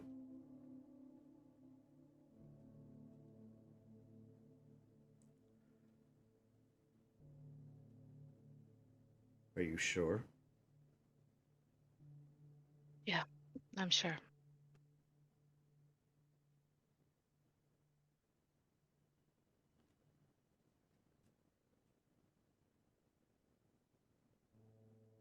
You know there's no going back. I know.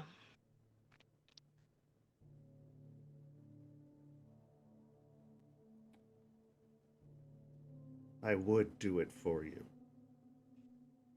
You're not the only one. Yes, but you hating me, that wouldn't be untoward. I'm used to others hating me. Maybe I don't want to hate you.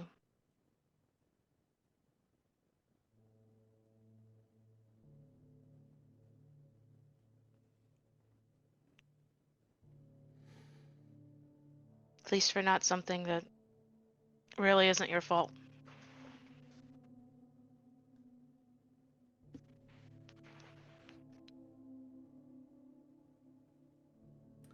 It's not yours either.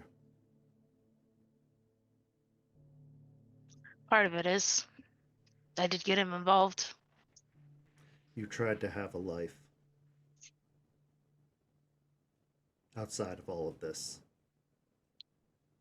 It's natural. You weren't born into this like I was. You didn't get told the day you changed what to expect. You weren't even told before you changed what to expect like I was. You just tried to live. It's admirable, honestly. Maybe a little foolish, but admirable.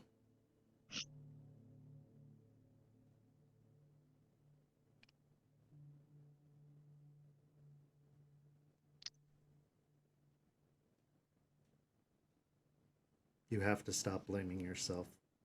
It's easier said than done, and one day you will. But this isn't going to help.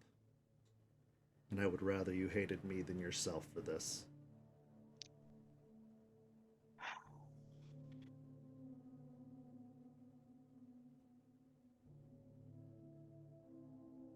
I'll do it.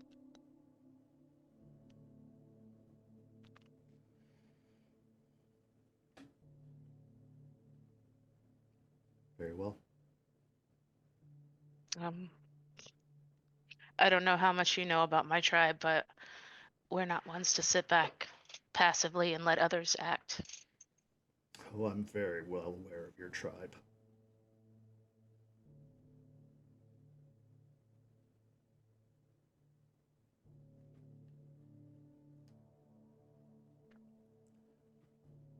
I have some options for you.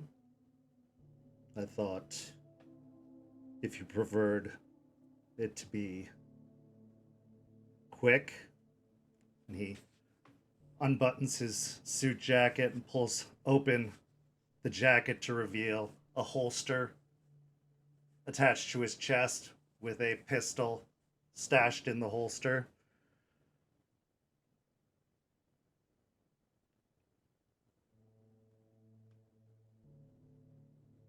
I could keep the hood on, one to the back of the head.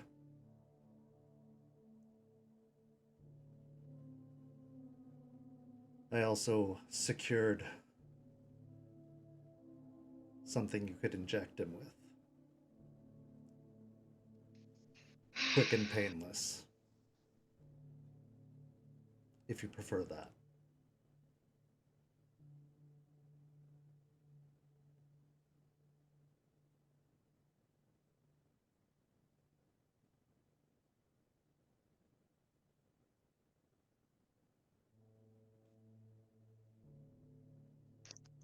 How quick is the poison? The quickest I could get 60 to 90 seconds.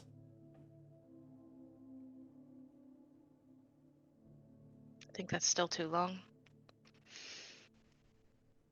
He would fall asleep, would not wake up again.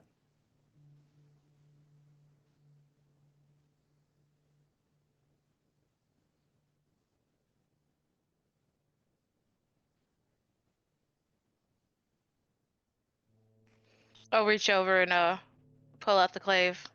I had a thought too. You can actually see a strange look of respect cross his eyes and a slight curl at the corner of his mouth of what could be considered a smile.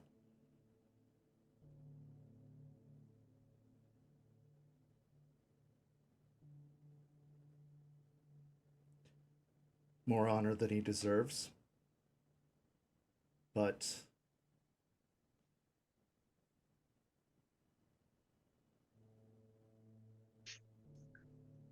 Poison's not really my thing. It's more Lucas's. And I can't shoot a gun to save my life.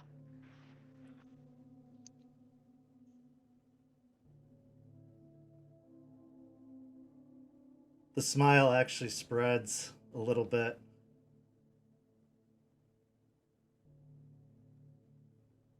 I'm glad to see he hasn't gotten to you. Not all the way.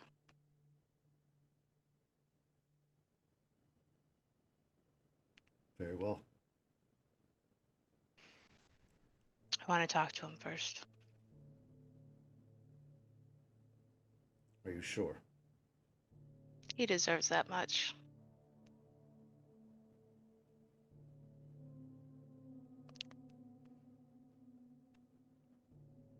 He nods. makes his way to the back of the sedan, pops the trunk, and a moment later comes back with the body of Leon over his shoulder. And a moment later, puts the young man down on his knees in front of you. Leon appears to be hog-tied, wrists tied to his ankles behind his back, hood over his head, right in front of the headlights of the sedan, so the lights shine, casting shadows long across the ground. The only sound is the sound of the park and campground beyond, the sound of nature. A light breeze causing the branches in the trees to rattle as the hood is removed. Leon definitely looks a lot more worse for wear, as it has been several days now. You can see that he has grown a thick stubble on his face. There are heavy bags under his eyes. His hair is very mussed at this point. He blinks several times in the light of the headlights. And you can see a twitch at the corner of his eyes. His lips are dried and cracked. And he tries to get a shield, turn his head away from the headlights.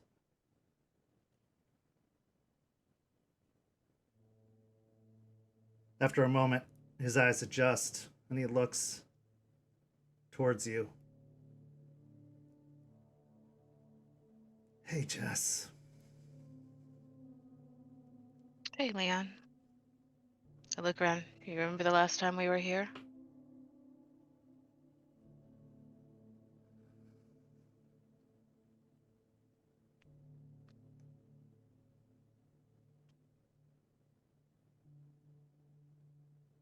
Better circumstances.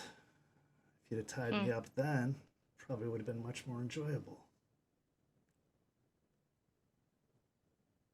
Were you working with them then? Do you really want the answer?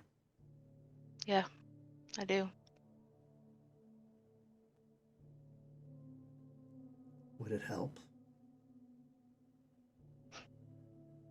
Yeah.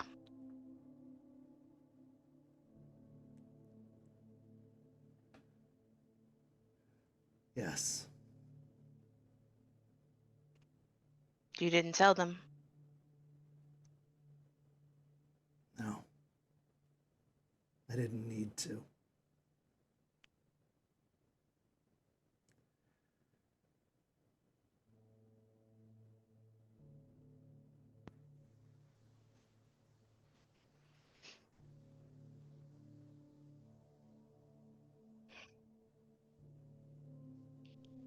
I told you when you first came to me, after the letter I wrote, that there were things I could never tell you. I really wish you would have left it at that.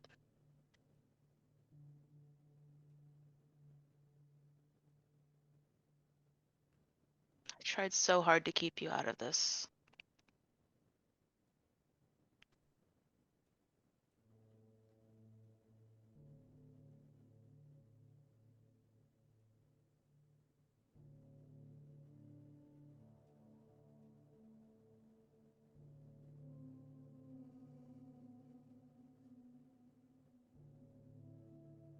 I wouldn't have cared.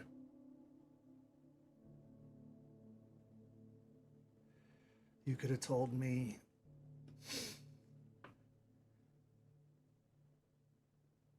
anything. You could have told me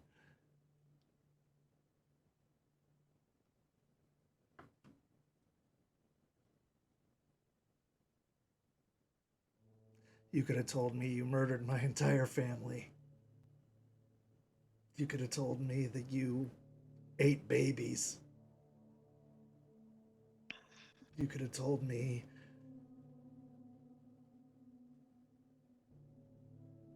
anything. And I would have believed there was a good reason for it. Because it was you. But you didn't trust me enough when I said that I wasn't a terrorist.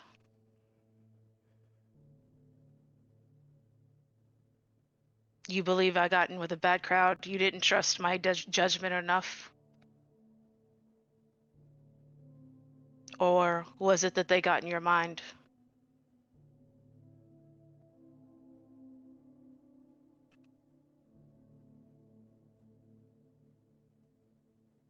His eyes kind of glass over as he's considering, his gaze kind of going into the middle distance.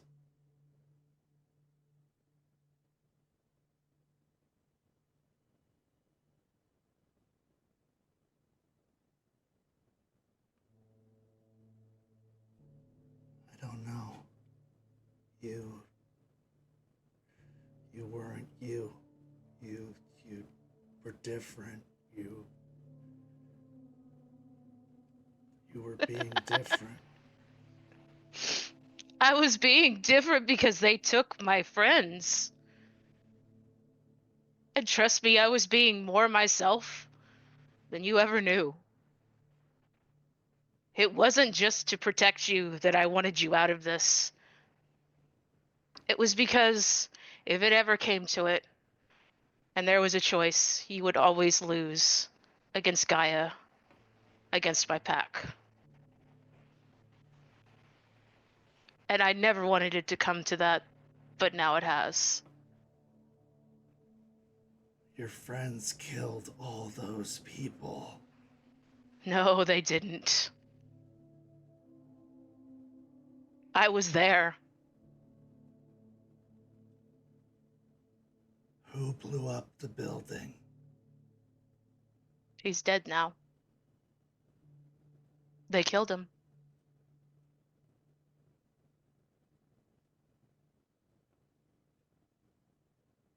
He died saving Jackson and Caleb and Chloe.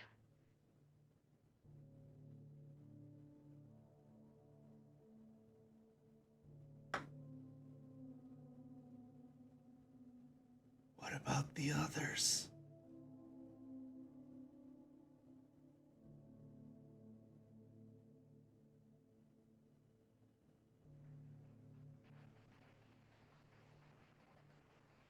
The others didn't do it.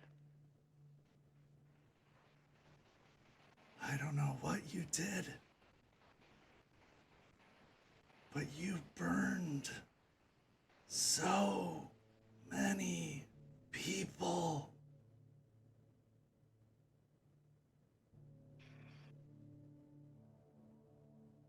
I can't argue with what they put in your head. I know the truth, and that's enough.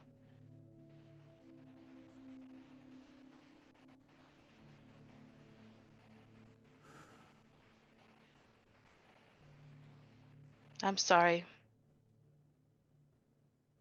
With that, I'm going to raise the clave.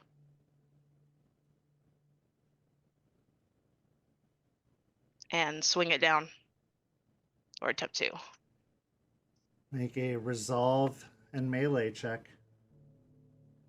What is my rage at? It is at 3, considering the circumstances. Okay.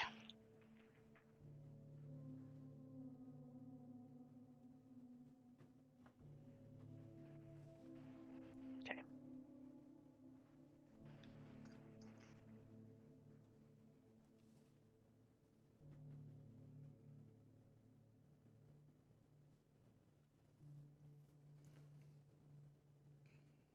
I'm gonna spend a willpower.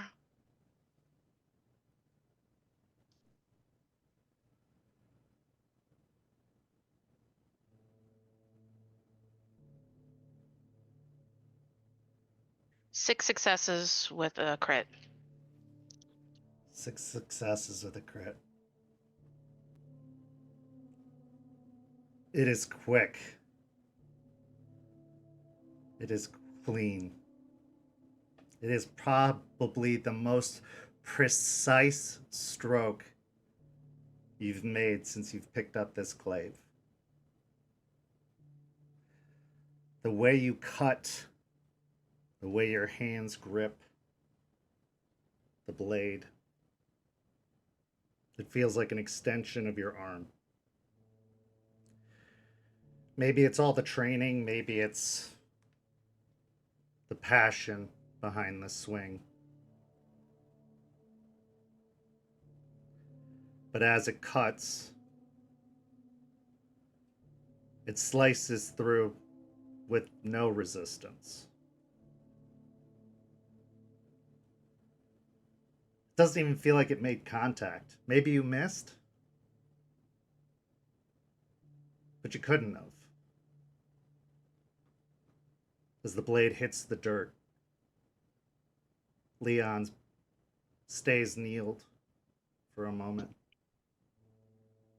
And you look to the ground where the blade hit, unsure if you hit, but from the blood that is spattered on the ground from where the blade did land, you must have.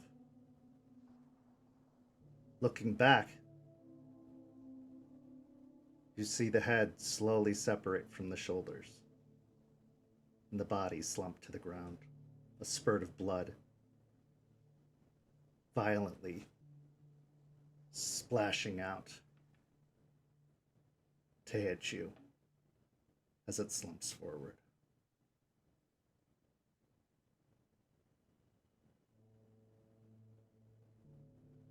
Leon, sweet Leon, naive Leon, caught up in these games, a puppet, a tool.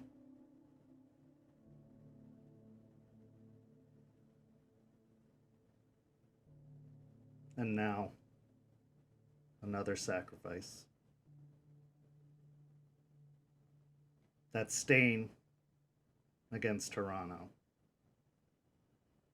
as the touchstone is destroyed at your own hands by your own actions, becomes a permanent dot of Toronto.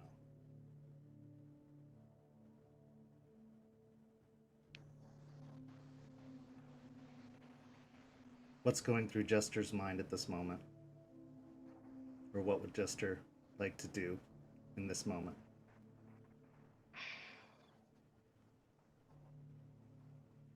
Oh, that's really echoing through Jester's mind is Leon's voice calling her a monster. As it feels like her own heart has been sliced in two. Give me a composure and resolve check.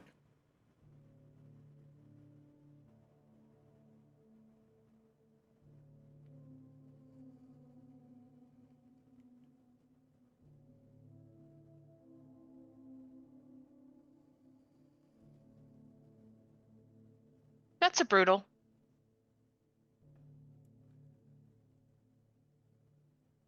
As you stare at the fallen form of Leon, your vision starts to darken. White noise starts to enter your ears.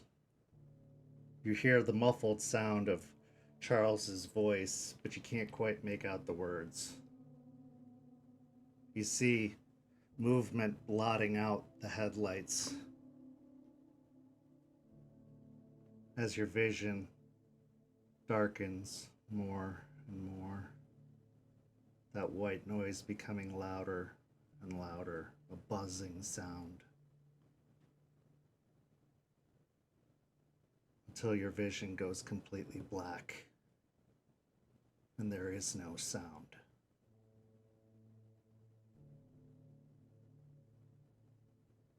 And that is where our scene comes to a close.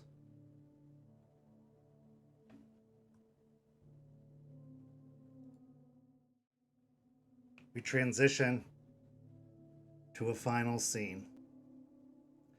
We find ourselves in a darkened room with metal paneled walls.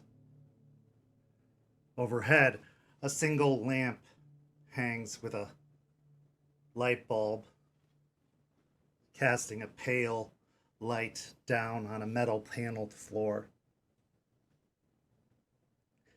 In the middle of the floor is a simple wooden table, a wooden chair. And sitting in the chair is a broad-shouldered woman with brown curly hair.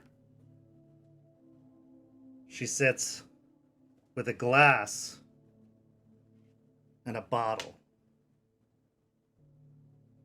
She contemplates the glass, she contemplates the bottle. The bottle appears to be old Irish whiskey.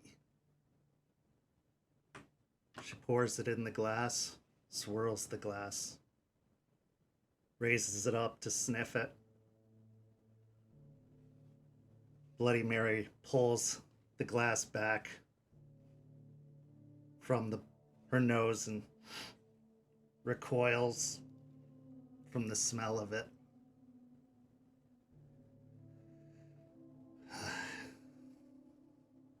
Never smells the same. Never. She chucks the glass against the metal wall and it shatters. After a moment, there's a staticky crackle. And she reaches down to a pocket and pulls out a walkie-talkie. "Aye," voice on the other end says. "We just received word. The informant is dead." Well, no surprise there. The Blue Bloods have the worst informants. No big loss.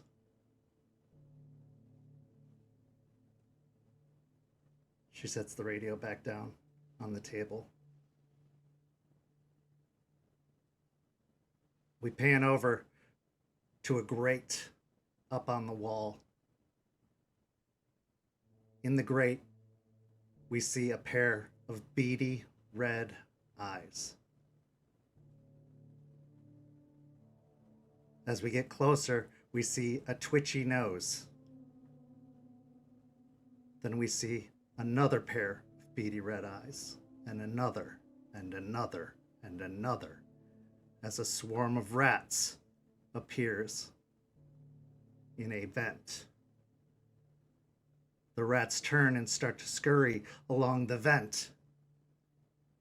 And as we follow them through the vent, they end up turning down passage after passage after passage until they emerge out the side of a shipping boat in Tampa Harbor.